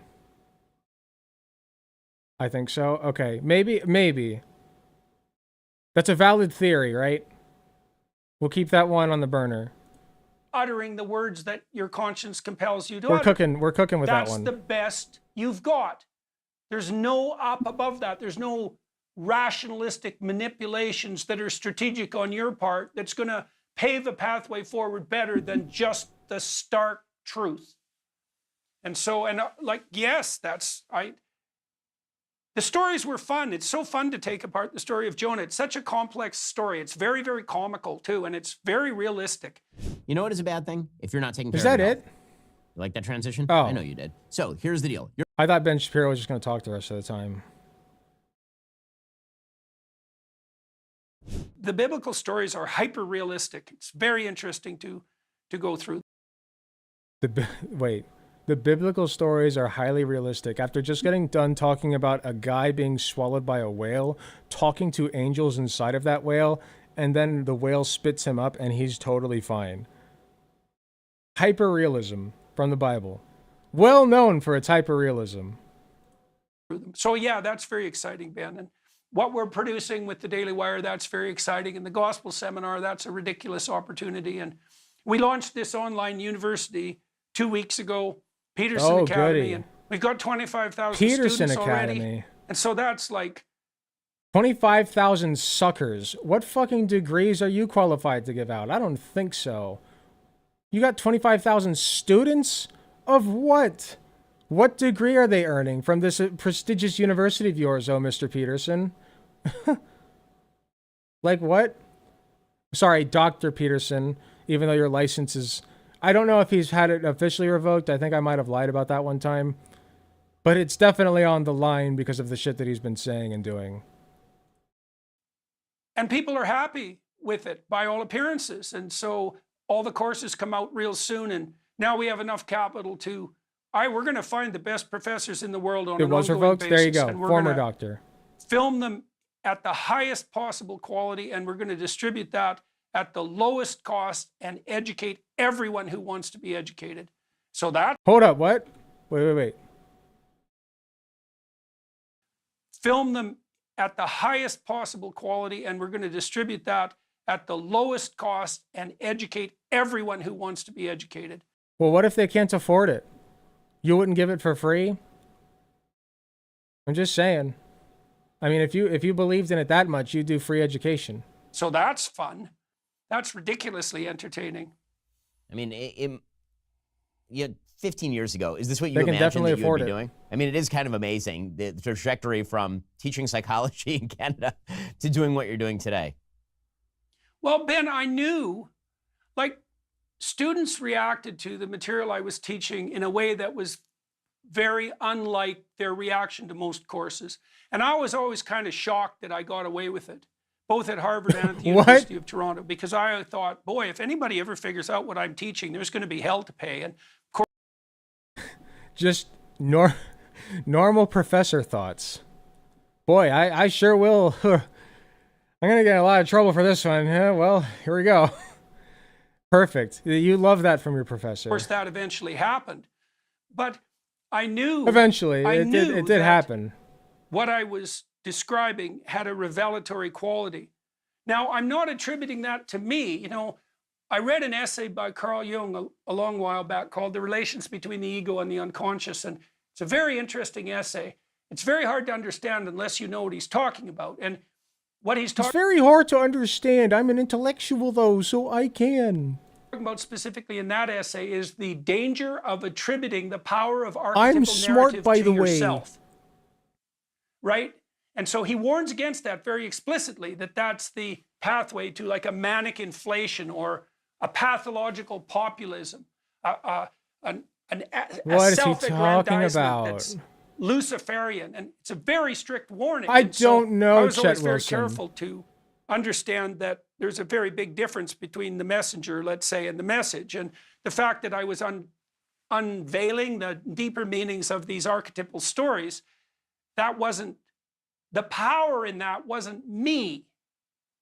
And so, but I did understand a very long time ago, probably when I first... You gotta take his class to understand what he's saying. Yeah, I guess you're right. It's just on a... You know what it is? Here. I don't know if I'll get copyright struck for this, but I'll try.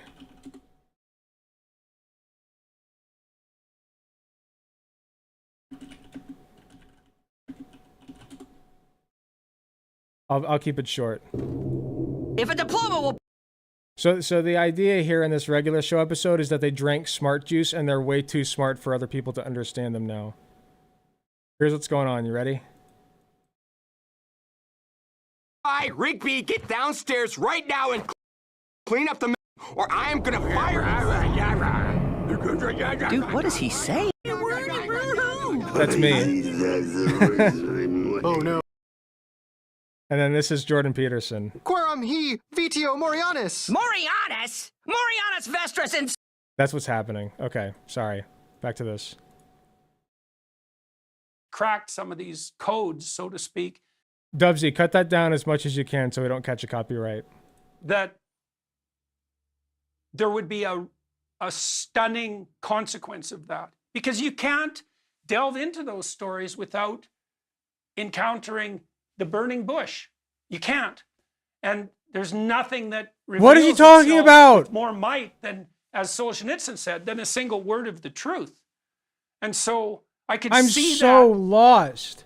You know, the typical student comment in my courses was, this course changed everything I thought. Okay. Right, and that's a hell of a... And then it wasn't the course, it was the walking through the archetypal I don't know how anybody understood a fucking word of what you said, actually. narratives. And that's what they're supposed to do. Now, we've forgotten them because we misapprehend them in the way that you described. We think that they're propositional Yeah, he brought up the fucking burning bush from the Moses story. Even I know that, and I don't know the Moses story that well. I know that he talked to a burning bush and that he parted the seas and put all the animals on the boat, and that's it.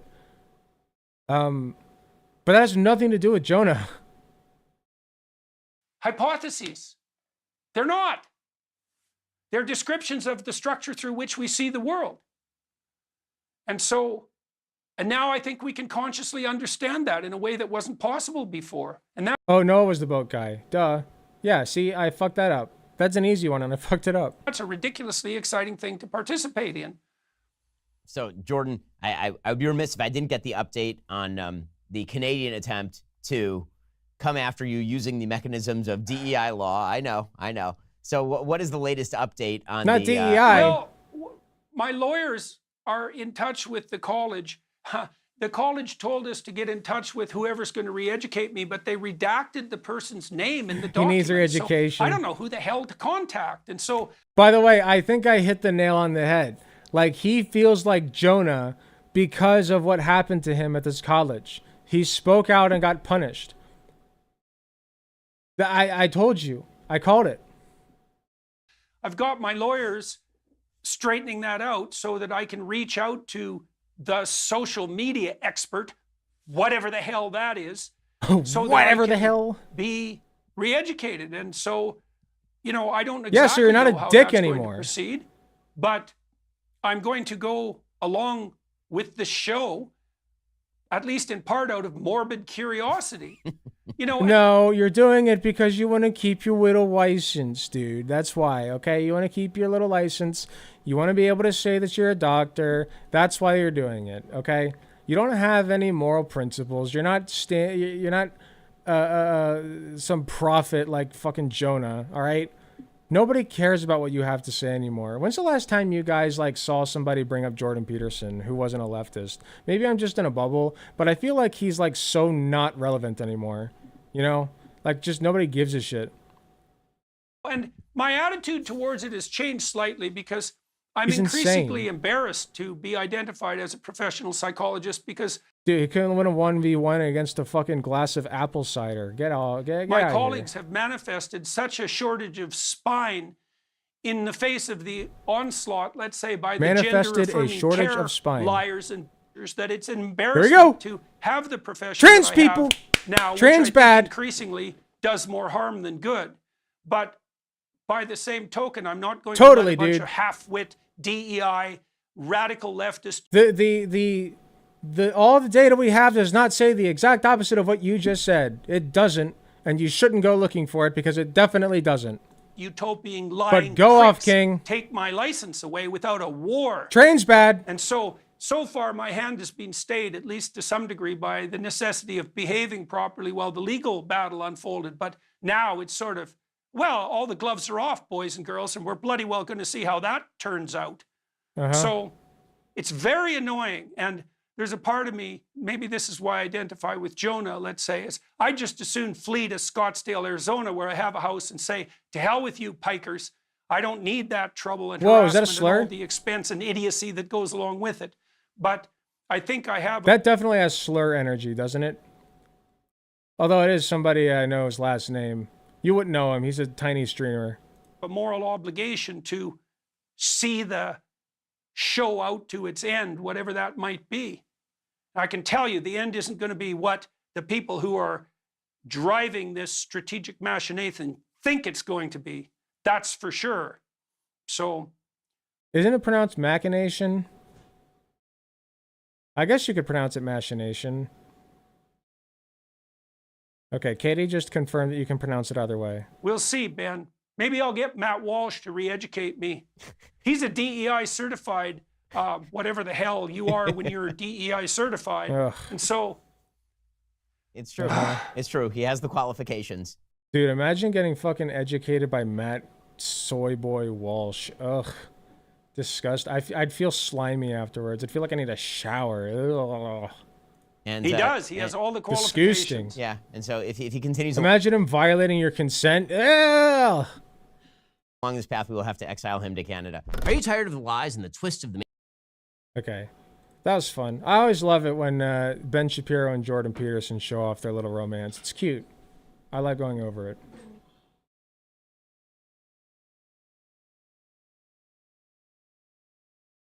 That sounds like a slur. I know, it does. What's up? Nothing. Okay. You want to do One Piece tonight? Yeah, one episode. Maybe. One episode. Maybe. Okay. I'll take it.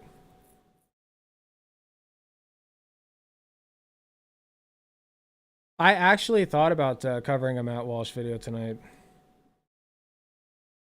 But I gotta go over the thing that's in the title, and it's gonna take a minute.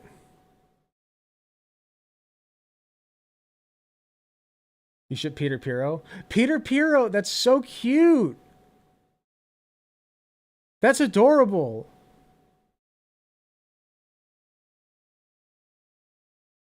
That's great.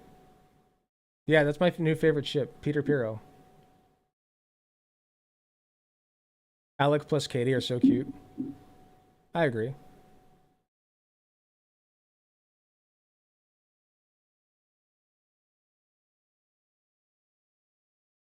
Shabiberson.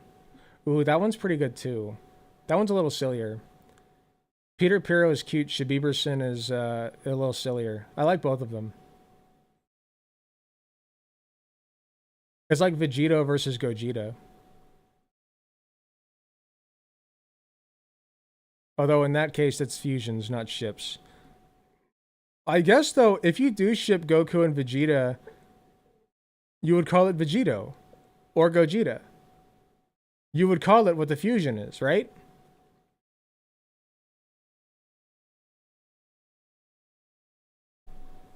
Jen Shabiberson. Or Borden Shabiberson.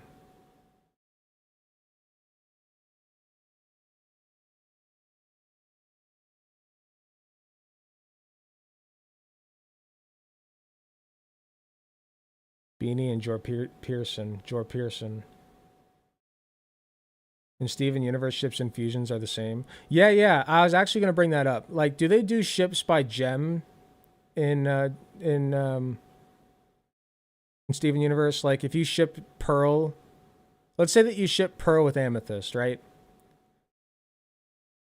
Yeah. So let's say you ship Pearl and Amethyst. It's probably a good ship.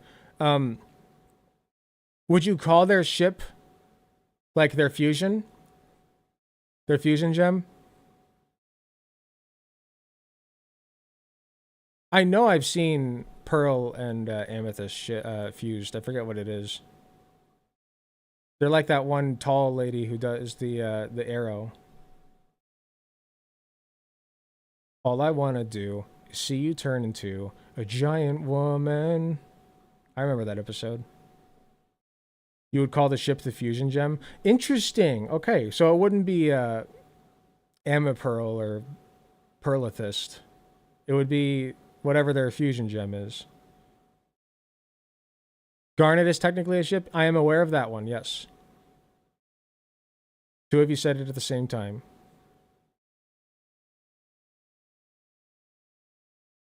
Garnet is just Garnet. It's not Rube Fire. Okay, gotcha. That's interesting. I like that a lot. Garnet is Square Mom, like Square. A queer square, a square. I ship Theseus. I don't know what that is. I feel out of place. Listen, let us be nerds for a minute.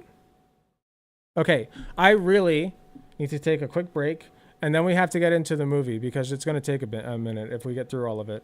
Like at least an hour probably. So let me take a quick break. I will be right back.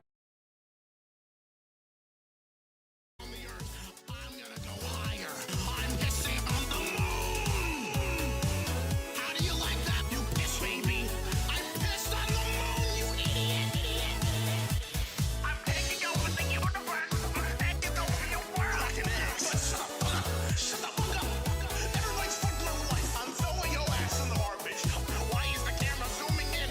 I'm throwing a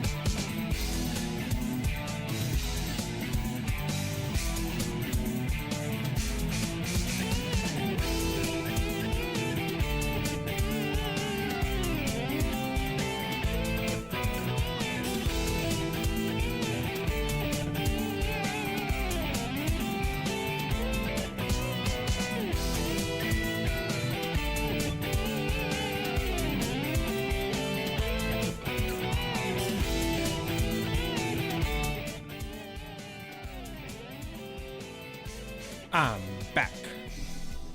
And the alpha males are back. Oh, I can pull up that song now. Wait.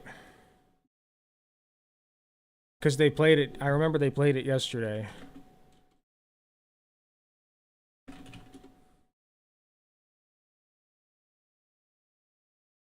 Four days ago. 2 days. Wait, no, this is the VP coverage. Hold on.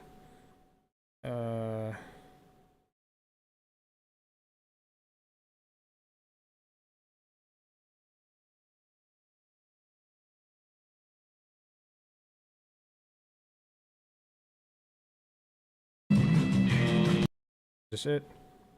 No, yesterday was Thursday. They played it Wednesday, right? Pretty sure they played it Wednesday.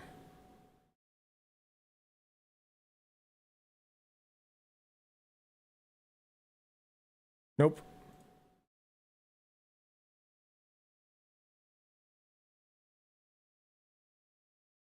I'm gonna try one more day. I'm trying to find the song. Yeah, see, To That Smoochin' got it. Nope, that's not the one. Try this one.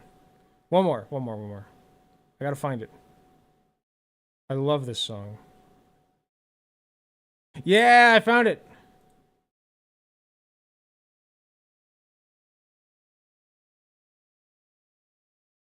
This is it. All right, folks. See you in the fun half. You are in for it. All right, folks. 646-257-3920. See you in the fun half. Are you ready? It goes so fucking hard. Who sent us this?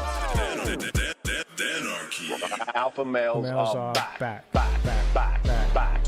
Boy is back. And the alpha males are back. I'm getting way too hyped. Just as delicious as you could imagine. The alpha males are back.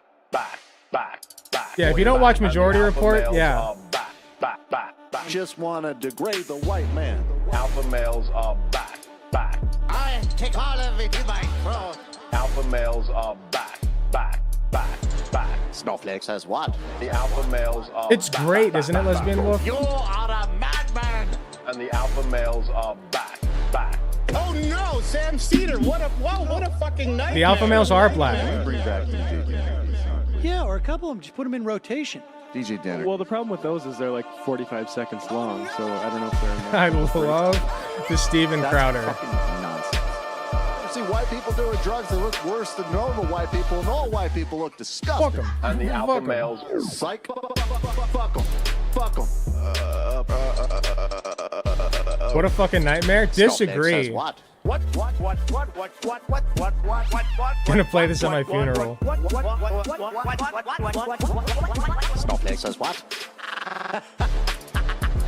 It's so good. You can tell like an actual DJ did it. A hell of a lot of bank. Okay, I'm making stupid money. Hell of a lot of bank. Yeah, you want to sing along, don't you? Oh no. Matter. Have you tried doing an impression on a college campus? I think that there's no reason why reasonable people across the divide can't all agree with this. Psych. and the alpha males are back. Oh, it's not over. Back. And the Africans are black. Black. African. And the alpha males are black. And the Africans are It's almost over. back. When you see Donald Trump out there, doesn't a little part of you think that America deserves to be taken over by jihadists? Keeping it 100. Can't knock the hustle. Come on! The video's really good too. Things I do for the bigger game plan. By the way, it's my birthday. It's still going, baby. Oh, they ended it early. It's okay. That's okay. I love that so much. I love it so much, I played the entire thing just now. Yeah, Ripperoni, Michael Brooks. Rest in peace. I didn't know the guy. I started watching Majority Report way after that happened, but I did hear about it.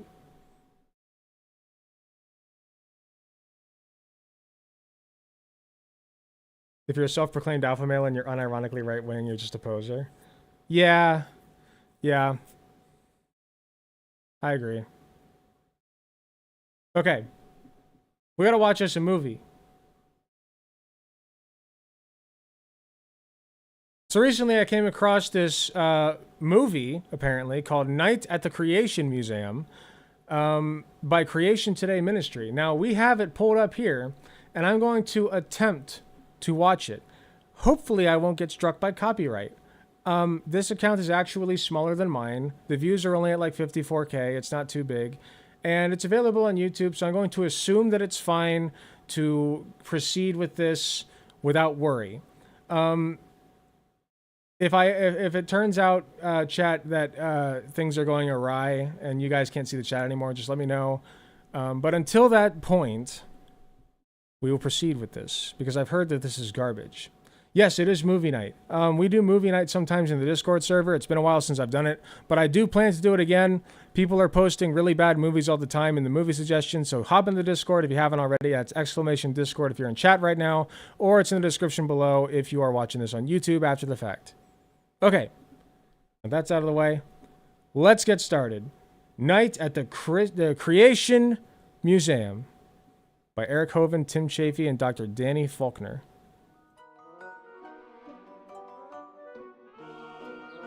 Did that museum get destroyed recently? Maybe. Like Harry Potter.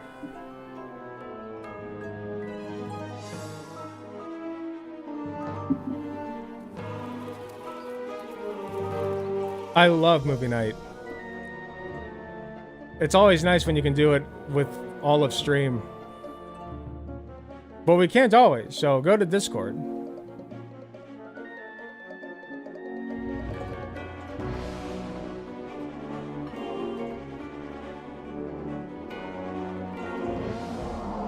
Ooh, nice entrance. Is this a Christian Night at the Museum ripoff? You know it is. Absolutely. And an unabashed ripoff, too.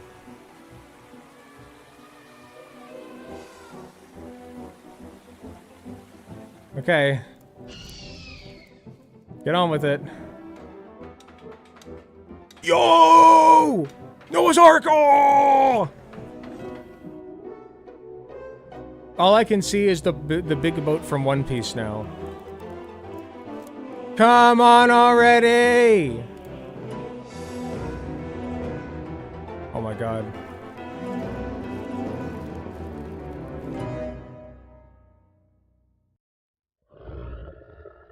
Here we go.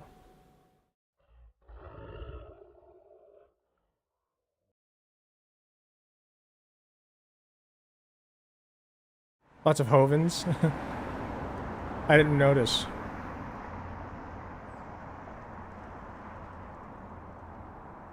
Night at the Museum is one of my favorite movies. It's been a long time since I've seen it.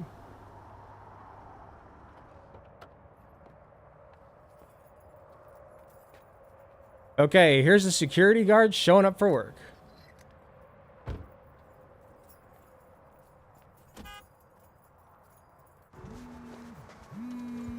The lighting is kind of garbo. Hey, Sarah. Did Ricky make it in okay? Oh, good. Yeah, I hate throwing off like that, but I got a job at a new place. It's some kind of, I don't know, Speak museum up. or something. Yeah, I could do that. Okay. He didn't lock his car? Uh-oh. Nope, I gotta go. I'll see you at 7:30. I've made that mistake. All right, Not bye. making it again. Hey, you Derek? Yeah, Derek Daly, new night guard around here. Hey, good to meet you. I'm Jim. Pleasure to meet you, Jim. You know? Okay, I know that, like, in an ideal world, this is exactly how this interaction would go, but, like, I feel like the height difference is so drastic that this would be a point of contention in the movie. You know what I mean? Like, am I wrong for pointing that out? I feel like that, like, he's so much taller. They're even, like, emphasizing, yeah, with the camera angle, they're even, like, emphasizing how much taller he is. No, you're 5 minutes late. Oh, yeah, I know. I'm kidding. You're on time. I'm busting your chops a little bit. Did you bring your shield? I didn't know. Bro, what? They Museum come alive at night or something around here? You never know. No, actually, you remind me of Captain America, and I was expecting more Ben Stiller. Oh, okay, dude. I got it. I guess I should have been expecting Dick Van Dyke then, huh? That's good. I ship them. It's cute. I'm saying it. I'm brave enough to say it. I ship them. That's good. Hey, Chief couldn't be here to meet you. He wanted me to show you the ropes a little bit. Okay. Come follow me. Sounds good. So you're new to the area? Oh, yeah. Just had to move here to be close to my son, Ricky. Oh, yeah? Divorced? Speak up! Well separated. It's kind of complicated. Oh. How old is he? He's 10. That's great. Yeah. What a fun age. Oh, they're a blast. Okay. Well, this is it. This is your home for the night. All right. Gonna need you to walk the halls every couple of hours, make sure all the doors are secure, Okay. and then do everything on the list in order. All right. And They're not bad pay actors. attention. Don't fall asleep. Oh, don't worry about that. I've done security for years. There's a reason it's both. Don't fall asleep. Yeah, man, I won't. I'm good. Okay. Well, you know, the last guy fell asleep, and he was never the same. What happened? Have you been to the museum? No. What? Here's your map, Okay. and here's your key. Well, that was ominous. I'll see you at 6 in the morning with the morning crew. That's it? Do the list. Just do the list. In order. In order. Don't fall asleep. Don't fall asleep. And if I were you, I'd leave some lights on. It gets a little spooky here at night. Get closer to the mic. I beg you. Have a good night. Don't step on any kids. Say you wanted a kiss? What?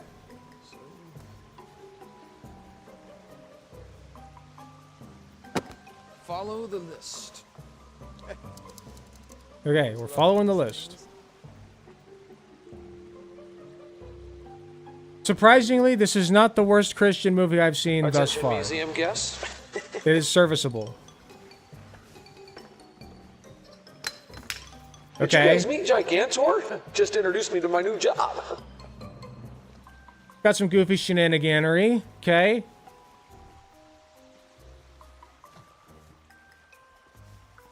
I can dig it. Was it a height joke? I didn't catch it. More show than movie. I would agree with that. But it is service. Like, it's not terrible. Yet. We'll see. I'm interested to see what happens when the museum comes to life. Oh, the monkey. I remember you. That's a gorilla, dumbass. Dewey, Deborah, Dexter. Dexter. I want you to know something, pal. You're not fooling anybody. Nobody. They got you in your little prison Stupid. cell now, don't they? It's, but it's kind of charming. I like it. It's winning me over.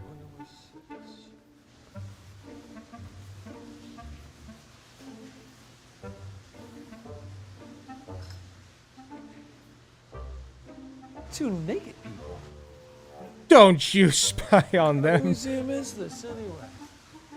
Come on, he should have made a joke about catching him, or like a police officer. That would have been funny. Also, like, naked people exist in museums. What?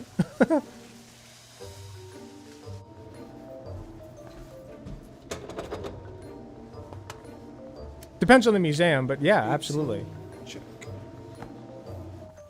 They're not averse to the natural form of the human body.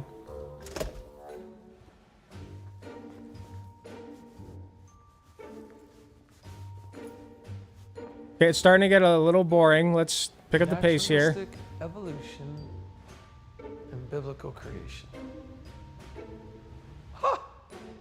They don't even believe in science. True. Okay, I like him. Our human race is equal. What? They think those Bible stories are true. What the fuck? That's a real thing. I will get you. Okay, we're back to the shenanigans.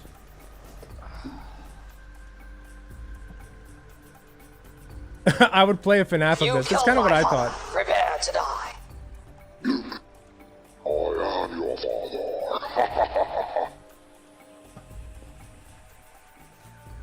It's getting old. We got to move on. No sleep. A nap isn't sleeping. If a nap were sleeping, it'd be called sleeping. It's napping. Totally True. Tell your boss that next time they catch you sleeping. Oh, that's all I need.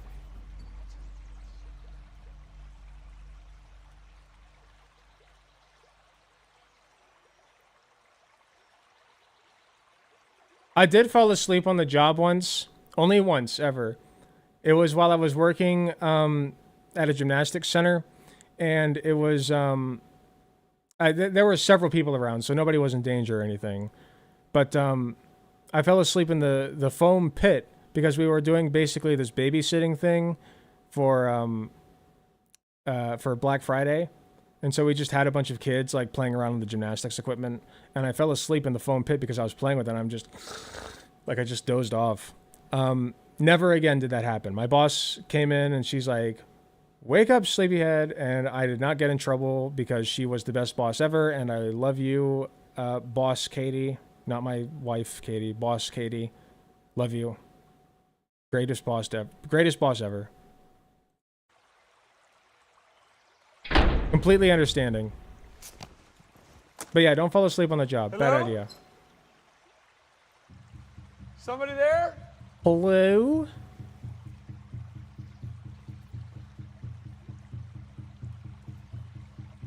Game Grumps enjoyers. Hello? What is that? Yeah, based boss Katie.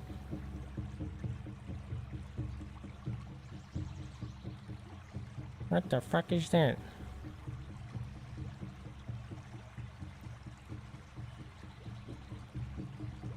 Come on, it's dragging.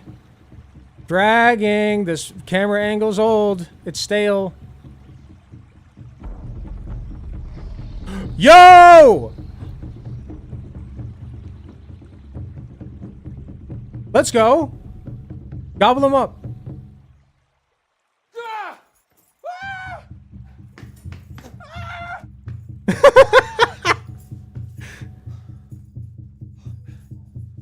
That's good. That got me. That was funny. I love that. Wait, that angle is unironically great. Keep that angle. I'm entertained. Okay, it picked back up.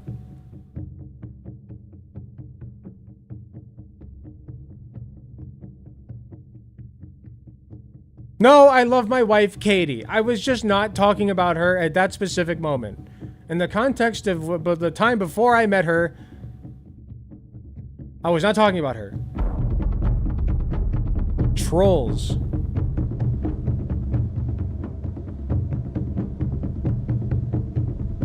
Grown man screaming like a child is always a little fun. It's always a little funny. How it was meant to be. What? Where's the dino? They teased it.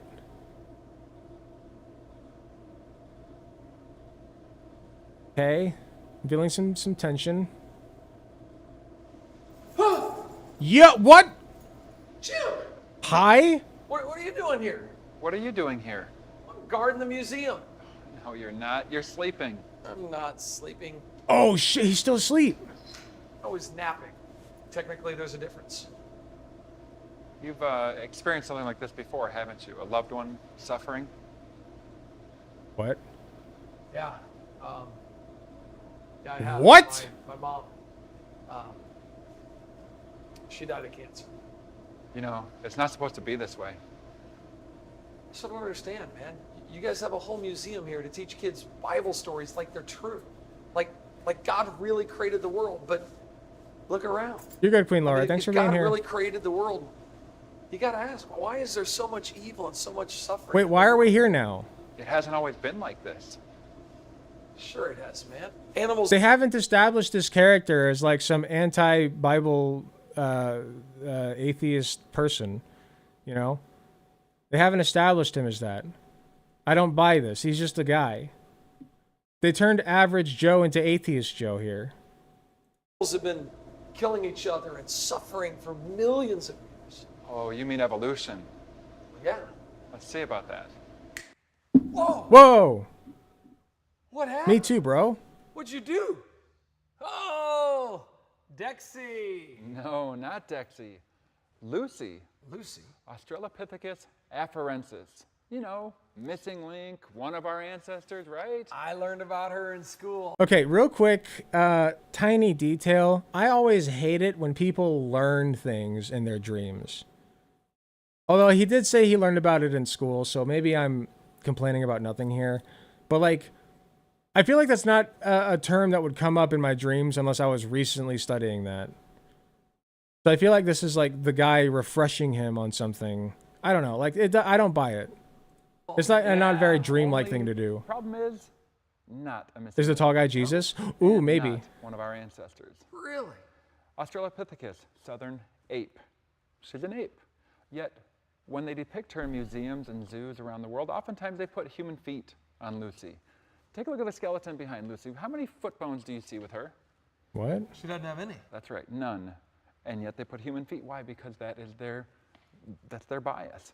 What? And since that time, we have found. Well, if you're trying to complete a skeleton and you don't have the feet bones, sometimes you'll put in what you think the feet bones. Like that's a standard practice. Like they've done that with dinosaurs, they've done that with extinct species all over the place. That's literally just a lie. They think she just has peg legs? I don't know what they think. Like, we extrapolate based on data that we have sometimes. Yeah, sometimes we do that.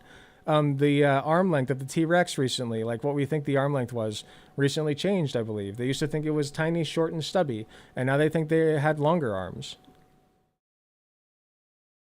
I think there are some people who theorize that T-Rexes walked on all fours. You know? Like, we can only extrapolate sometimes, but that's still pretty hard data that, like, there were animal species that are now extinct because of whatever. And, you know, evolutionary links. Are they saying, they are saying that the single Lucy specimen didn't have feet and that we have no other specimens? Okay, but the Lucy specimen in and of itself was still a specimen. Just because the feet are missing doesn't mean that it's not valid. I have to look this up now. Hold on. This is going to take entirely too long. Lucy, gorilla, feet. Okay, hold on. Now that's in my search history. Okay, good thing that I went to webcam only.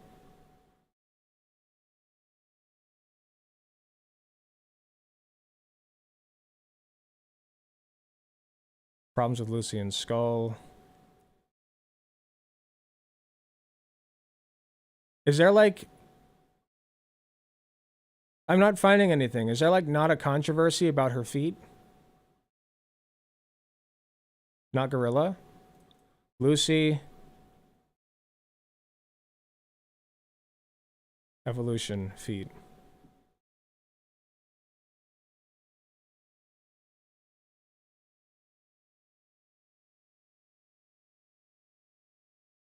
Evidence that pre-human Lucy's feet were made for walking.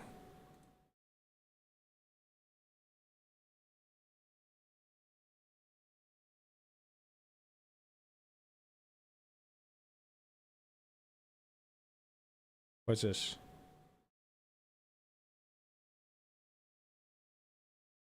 Kind of famous Lucy had feet like modern humans. Researchers say a single foot bone suggests that humanity's 3 million-year-old ancestors, including the famous Australopath known as Lucy, were comfortable walking on the ground. Yeah, so they extrapolated based on the one bone they found. That's fine. They had human-like feet.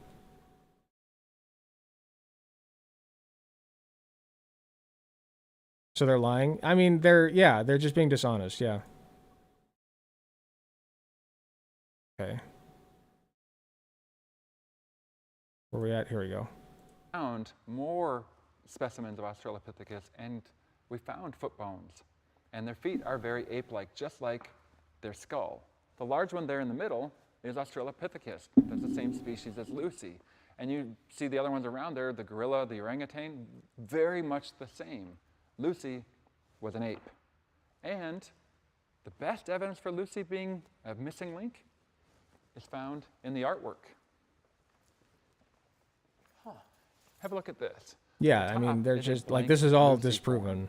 And you can do whatever you want with it. If you want it to look more like an orangutan, you put the orangish brown hair on it. If you want it to look like a gorilla, dark hair, dark eyes. And if you want it This to is so show stupid. almost Like, orangutans and gorillas are different in a variety of ways. For one thing, their size, for sure. Like, evolution, like, you can't confuse a gorilla-like creature with an orangutan-like creature. If you're like a professional, there's no way you would do that. almost like it's becoming human. You put whites in the eyes there, which no ape has, only humans have that. But how much of those things are preserved, the hair and the eyes? How much of that is in the fossils? Well, none of it. None of it. So it's... Wait, the hair and the eye? Yeah, they fucking degrade. What? Bones don't. Bones don't degrade nearly as quickly. I feel like this is really basic. Why don't we have any eyeballs? Oh, gee, because it's dirt now? Like it degraded like millions of years ago? What the fuck are you talking about? That's how material degrades. What? It's showing the artwork. It's showing their worldview. But I don't know, man. Why would so many scientists believe in evolution? It's probably got to be true. You know what? Let's go see what evolution leads to. It is definitely unambiguously true. A human caged as A human caged as a zoo primate. zoo primate? Well, that's fucked up. They put him in a cage in a zoo just because they thought he was part monkey? They did. But it's not evolution that led them to that. Sometimes people take things too far. But it does. That's called being a racist fucking dipshit. That seems like a racism thing to me. The guy was black, right? That seems incredibly racist. Like they just took a guy who was fully capable. Yeah, it's racism. Who's fully capable of communication, like a fucking human, because he was human. And they took that guy and they put him in a goddamn cage because they were racists. Like that's how that works. You should be doing an anti-racism thing here. It doesn't change science. I mean, also, like, what the fuck happened to the dinosaur shadow? I thought we were gonna get dinosaurs. This is boring as shit. I thought that the museum was gonna come to life. Come on. we know the Earth is billions of years old. I mean, how else would we see They starlight teased that's me. billions of light years away? You You want to tease. see stars. Whoa. Okay. Yeah, the night sky is pretty wild. No, they're in the sky. Who said that?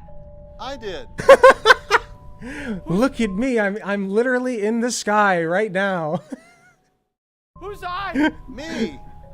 Oh, this is how I would look when I float. I have the answers you're looking for. What? Young man, come down from there. What's going on here? Yeah, you know, you're right. A lot of people have questions about distant starlight and time. I was just thinking that. Yeah, you're probably wondering how, Okay. if the universe is only thousands of years old, how light from billions of light years could have gotten here. Exactly. Isn't that a big problem? Well, not really. I mean, you could also ask a lot easier questions like why do we have fossil records from millions of years ago? You know, like if the Earth is only a couple thousand years old, like we have so much evidence that is not the case, so much, and you're just gonna hand wave that? Like what? No, you have He said, hold on. thousands of years old, how light from billions of light years could have gotten here. Exactly. Isn't that a big problem? Well, not really. No, Okay. you have to understand, first of all, that the light year is not a unit of time, it's a unit of distance. So that's how. Yeah, but we can only see things. We can only see the star because the light has been traveling long enough. That's how it's the distance that light travels in a year's time. We can't see things that don't travel to whose light doesn't travel to us. We can't see them. There are things that are happening technically right now in the universe that we cannot see because the light has not traveled to us yet. There are things that happened millions of years ago that are happening, that happened millions of years ago that we are just now seeing. That's pretty nutty. But yeah, so you literally can't see the stars. Like the point doesn't make any sense. How far Like I'm high and away even they I are. can explain That's this. correct. Then how do we see it? How do we see it? Well, there's different possibilities. Some people have suggested the speed of light has not always been what it is today. Some people suggested relativism. The sun is 8 minutes old. I don't think that's the case. I know what you mean though. The sun's light takes 8 minutes to travel to us. Sort of solutions dealing with general relativity. On the Hold well, on. there's different possibilities. Some people have suggested the speed of light has not always been what it is today. Some people suggested relativistic sort of solutions wait. dealing with general relativity. On the other hand, Why would light's speed degrade? What is the theory there? Like, I'm not saying it's impossible, but I don't think there's any evidence for that. and maybe God performed a miracle during the creation week to rapidly bring the light here. Now we're back to another miracle. Yeah, you know, the Big Bang model also has a miracle too. What? Yeah, there's a thing called the horizon problem. Early in the universe, getting light to travel across and bring the temperature of the universe to one single temperature. I've never heard of that. Yeah, you probably haven't, but they've tried to solve that with Wait. I need to listen to that again. Sorry. problem. Early in the The universe, horizon getting problem. light to travel across and bring the temperature of the universe to one single temperature. Hold on. The horizon problem.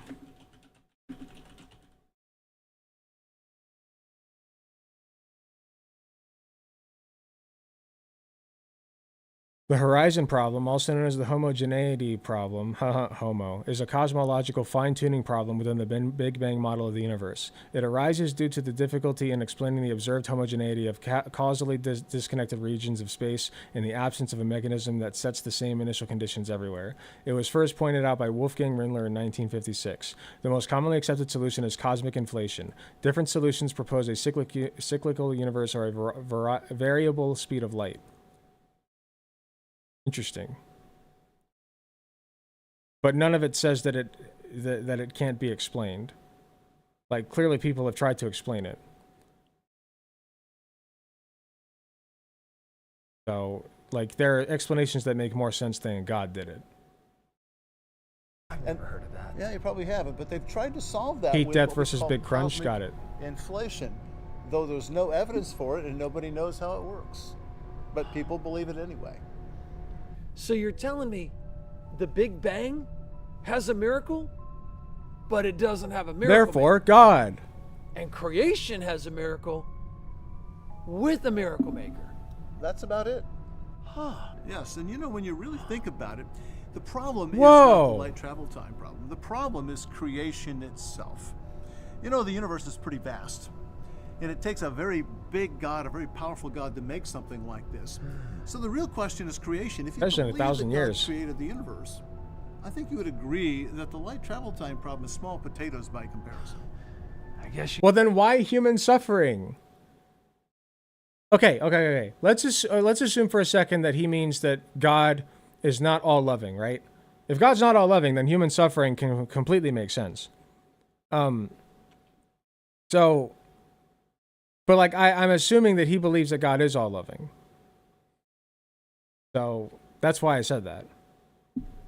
But I guess if you believe in a God that's not, who is fine with punishing us with cancer for like 2-year-olds and shit, then that's fine. He can make light travel whatever speed he wants, but he can't cure cancer. Kind of a shitty God. You got a point there. So, you guys really do have answers. Yes, we do. Doing a big thunk. You're not wearing any shoes. Nah, I don't like shoes. Ew! Meet Teddy. What the fuck was that? Wake up, Derek. Why are we slapping each other? Derek, This is wake stupid. Up. Wake up, Derek. Ah! Ah!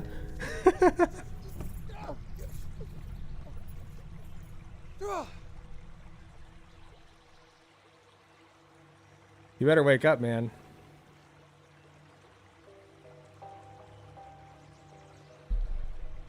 God didn't start loving kids till like the 1500s. He's still catching up.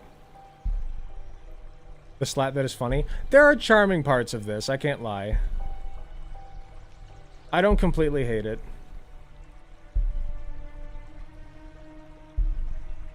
Oh, it's an ad of the museum reference. Dino! Dino! Yes! It's happening! Look at it! It's real! It's really real!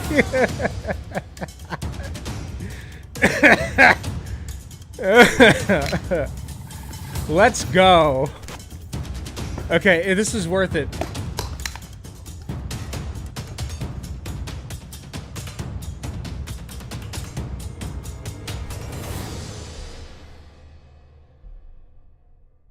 Yes, yes.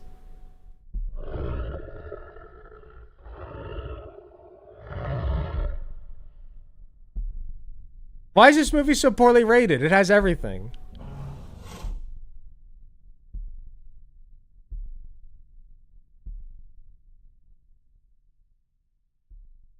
I'm actually tense.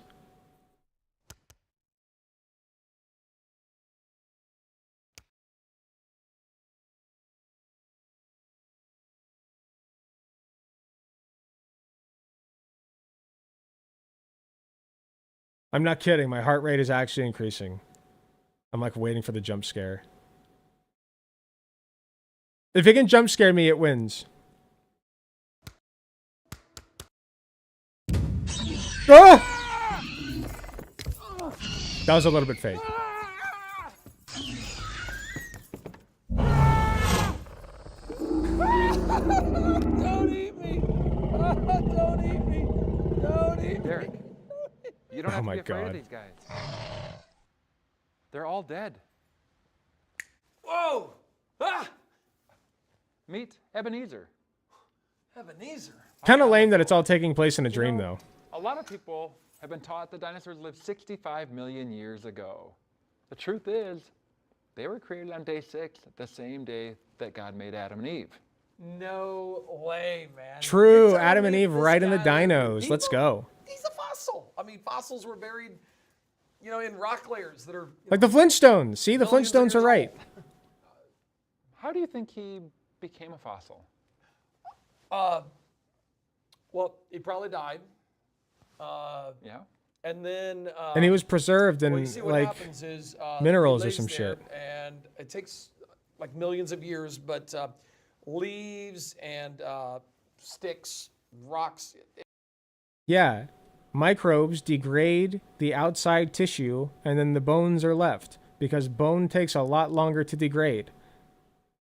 And it's probably preserved in some kind of mineral or something as well. Like it's preserved. That happens randomly. That's why we don't have like a fuck ton of bones underneath of us right now. You know, they aren't digging up fossils left and right, but sometimes they're preserved, and that's good for us because then we can study it. You know, there are all kinds of processes that can preserve something. Amber, for instance, if something's covered in amber, that preserves it. You know, natural substances can just do that. And bone takes a long time to break down, so it's the most likely to be preserved. We have like, I think we have like a little bit of mammoth DNA. Maybe. Does that sound right? Like we have found like mammoth hair, right? I could be wrong on that, but I feel like I'm correct. Yeah, mineralization, exactly. Listen, if I got half a brain right now and I can figure this shit out, so can you, okay? Just think about that, young Earth creationists. It kind of get buried on top of them, and Minerals fill in where a bone is. By the end, it's just a rock cast. Oh, see, I was wrong. I don't know very much about geology. Thank you. it gets super, super heavy, and then it.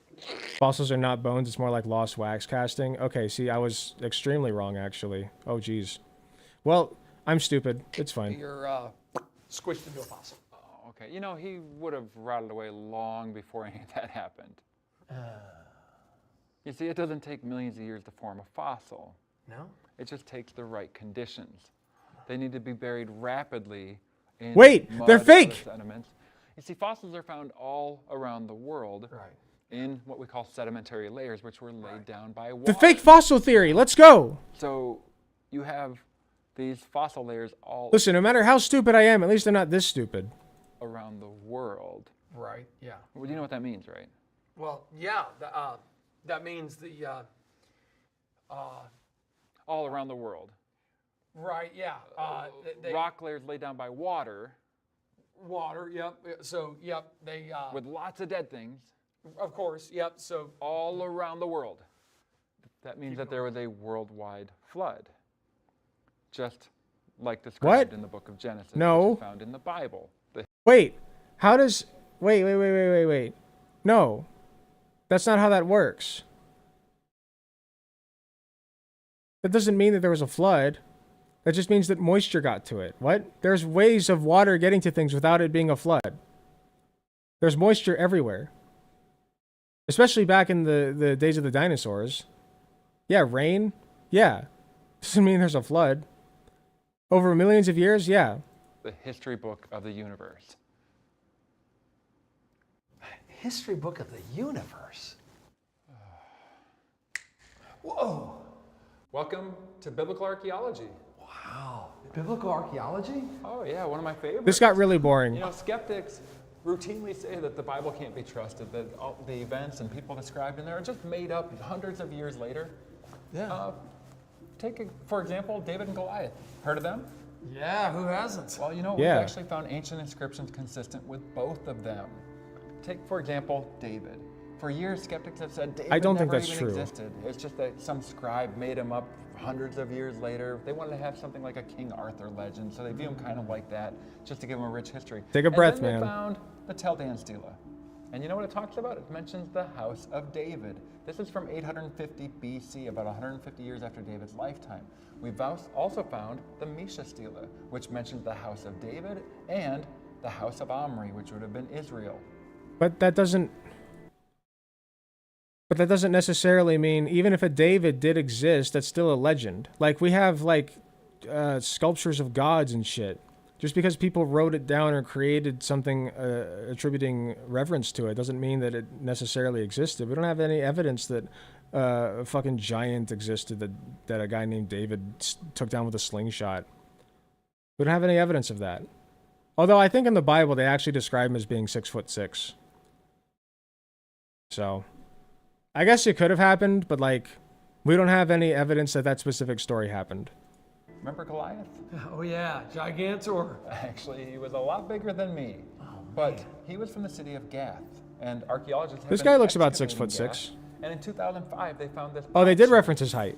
And it has two names on there that are nearly identical to the name Goliath. And guess what? It's from that exact time period that David and Goliath lived.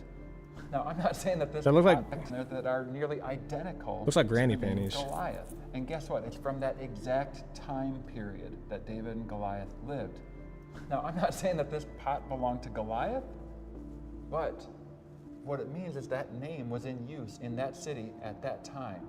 So this wasn't something written hundreds of years later. But that doesn't mean that Goliath was a giant. Of the event and of those people. So all these stories are true? Listen, when things get passed down by word of mouth, sometimes it turns to legend, even when it's not passed down by word of mouth. Even if a guy named David and Goliath both existed at the same time, it doesn't mean that the events happened exactly the way that you think they happened. You know? That just means it's a really old myth. Yeah, for all we know, they're gay lovers who made fics about each other being powerful or some shit. Exactly. Yeah, for real. Like, just because somebody wrote it down doesn't mean that it actually happened. Otherwise, we'd all believe Harry Potter happened. Which it did. Of course they're true. You know what? This is just a few of the thousands of examples. What's it called on TikTok when you teleport to, like, the Harry Potter dimension? What's the name for it? Not blinking. It's like, somebody here knows what it is. Shifting, right? Shifting. No, shifting to Harry Potter world. It was the TikTok trend. Yeah, shifting. Yeah. Yeah, I shift to the Harry Potter dimension. It's real. Trust me. Oh, trust me, it's real. Promise.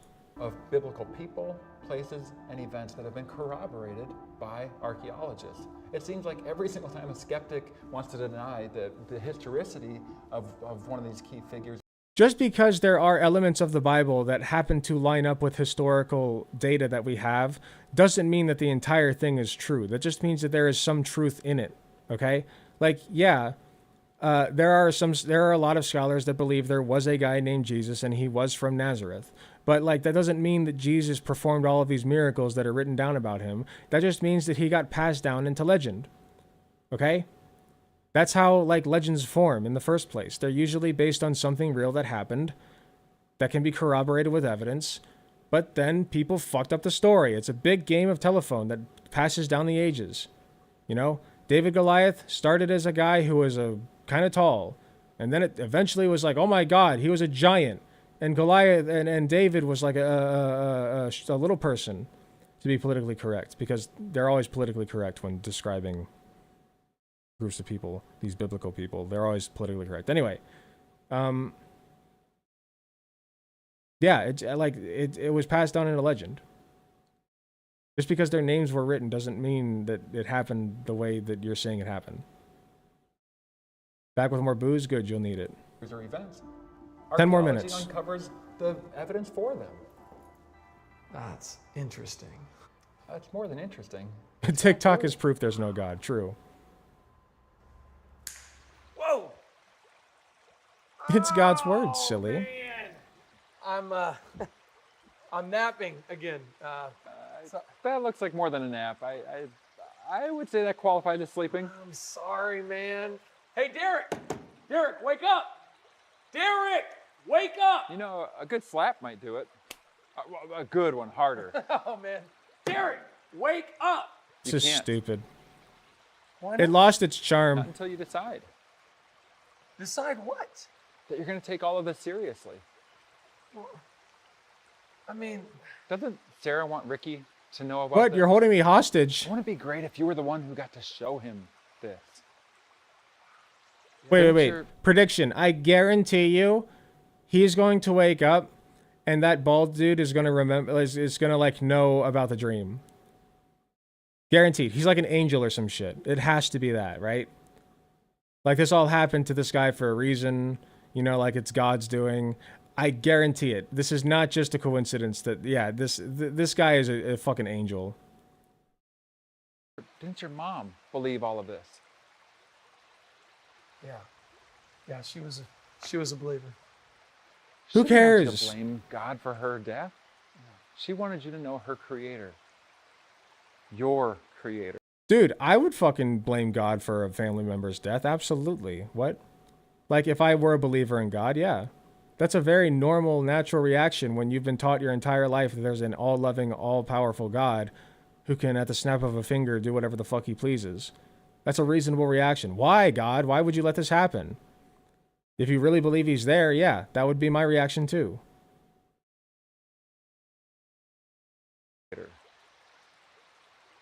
What are you going to decide? What will it be? Not just Christianity, Marcy. Creationists, young creationism. Listen, you can be Christian and be like most people you meet are Christians. Like if you live in the United States or like in Western Europe, most people you meet are some branch of Christianity, and they're normal. Okay, most Christians are normal. Young Earth creationists typically are not. That is some really incredible information you got. It seems like the answer. It's all easily disproven. In Genesis. They are. All right. I'll think about this. Oh, wait, I need to see something. Right. I'll think about this. I'm looking at the waterfall in the back to see if it like flows. Okay, bonus points. Wait, this is a green screen. What the fuck am I talking about? I'll think about this. See, like the green screen starts right there. You can, I'm pretty sure. Like some of this is real, but like this is, like I think this is a green screen right here. Whoa! Ow! Oh! Oh!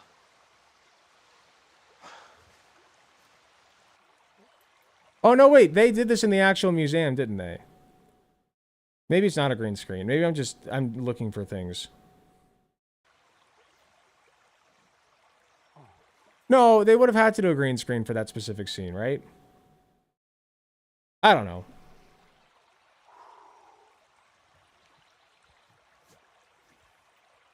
What was that? What? Okay, goodbye. Found it.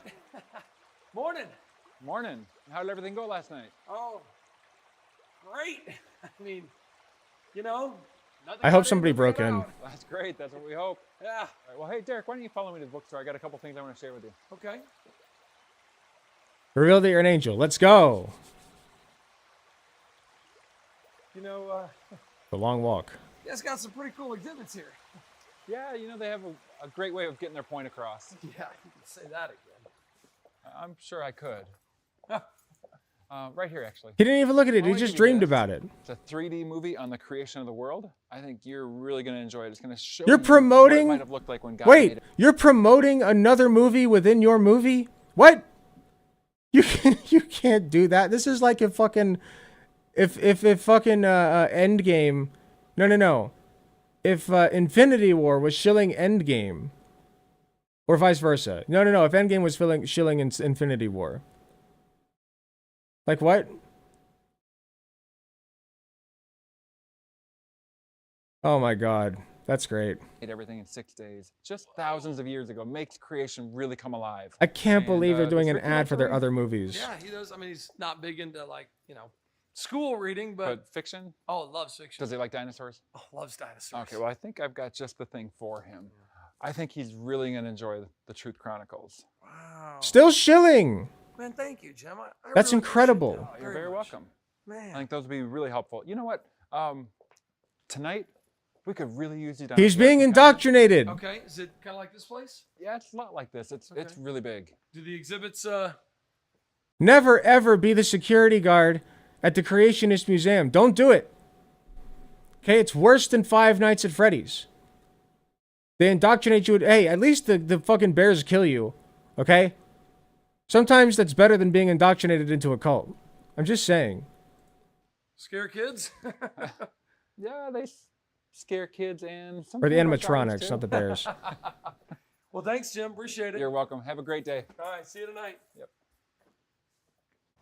Hey, Sarah. Is Ricky going to be ready?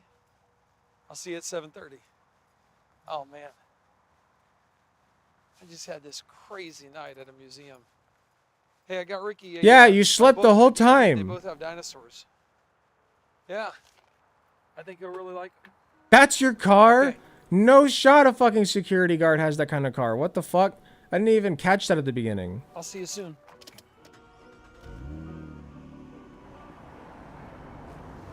I mean, I guess. No, it's just a Camaro. I guess you could.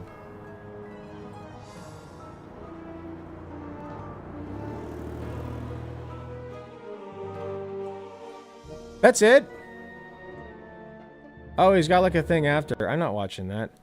That was stupid. He just dreamed the whole time. What the fuck? It wasn't even a good movie.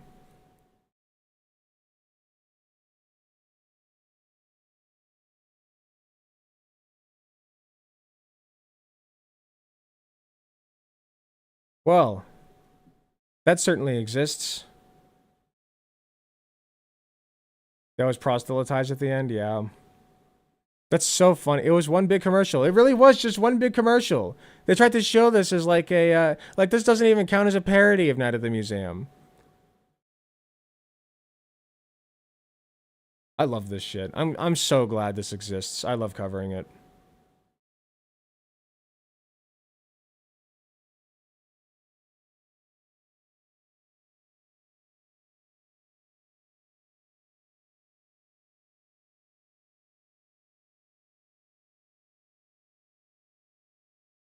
That is interesting about the bones. I just thought they lasted longer. But I guess it makes sense because if it were actual bone material, then you'd be able to extract some kind of DNA from it. So I never really thought it through. I took a geology class and I still didn't know that. I feel like it was probably somewhere in my brain, but like, I just forgore. It's all medicine now. It's all medicine up in here. And a little politics. But honestly, I don't feel like I know nearly enough about politics to be doing political commentary, if I'm being real with you guys. Like, I just think that... Oh, you know what I was going to do that I forgot? I was going to do a little bit of education on Kamala Harris. And I forgot to do that. Because we did some on Donald Trump that one time.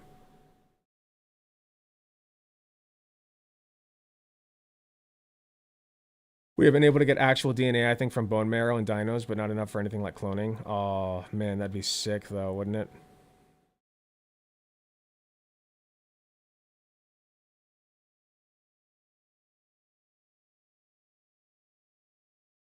Politics is dumb, but very important, as one streamer says. I wonder who that could be.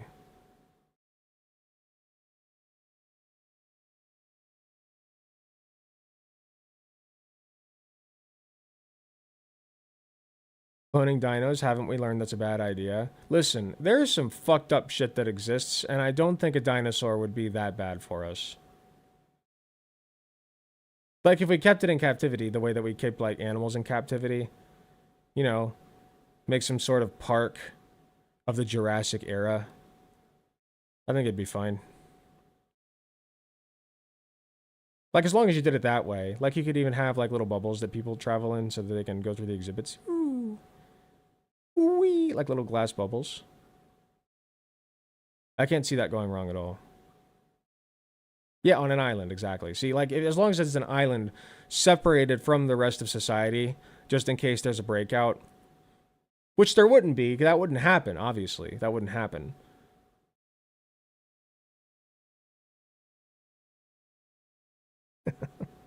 I was serious at first when I said that we could make it work. And then it kind of devolved into the joke.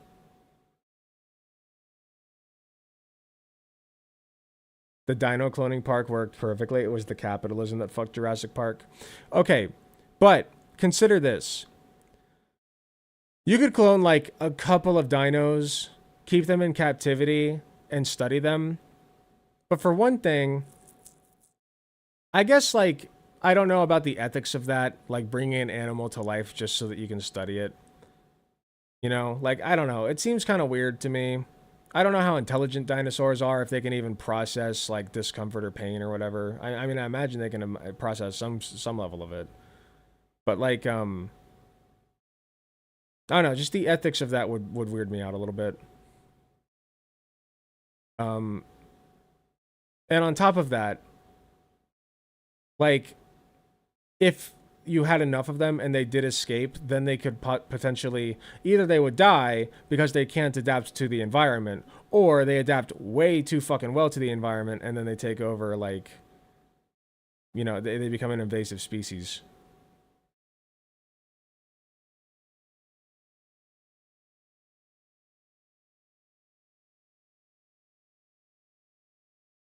Yeah, good point. It wouldn't survive because all the bacteria is different. It'd get like 50 fucking diseases. Like, it's... That's a great point. Real Jurassic Park, all the dinosaurs fucking die immediately because they have zero immune system fit for the current microbiome. We'd all get dinosaur AIDS. Fish can feel fear and pain, they just don't show it. Oh, I didn't know that. I always thought that fish were kind of like just robots.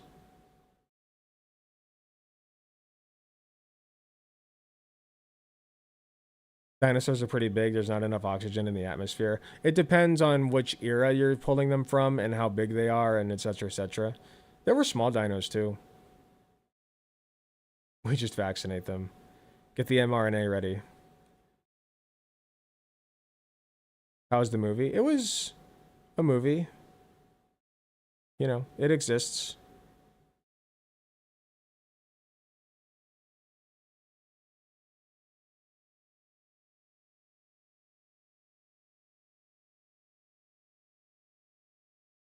Certainly one of the movies of all time, I agree. Okay. I think that's good for tonight.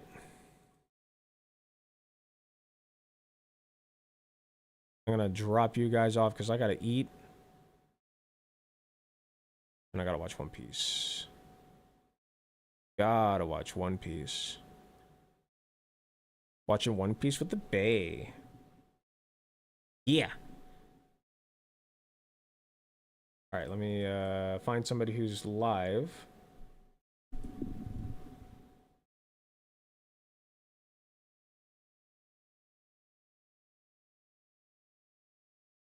Why am I not signed in? Remember me. Do you do you remember?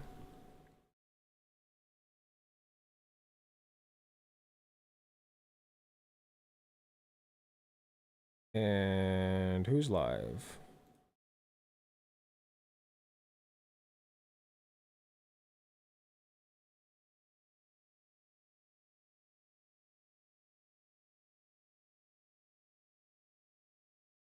Customization, redirect, add. Dylan Burns is live. Let's go to Dylan Burns is live. D-Man. Okay. Got it all set up. There we go. Now I got it all set up. Okay. Thank you guys so much for being here with me tonight. I had a lot of fun. Hope you guys had fun too. I will be back on Tuesday as per the usual. And yeah, I'll try to put together like a proper movie night again soon. I've been missing that. If you're not in the Discord server and you would like to join us for movie night, get in the Discord server, even if it's just for that. We got a great community there. So thank you all for being here again. Love you all. Have a great night and a great weekend, and I will see you all on Tuesday. Take care.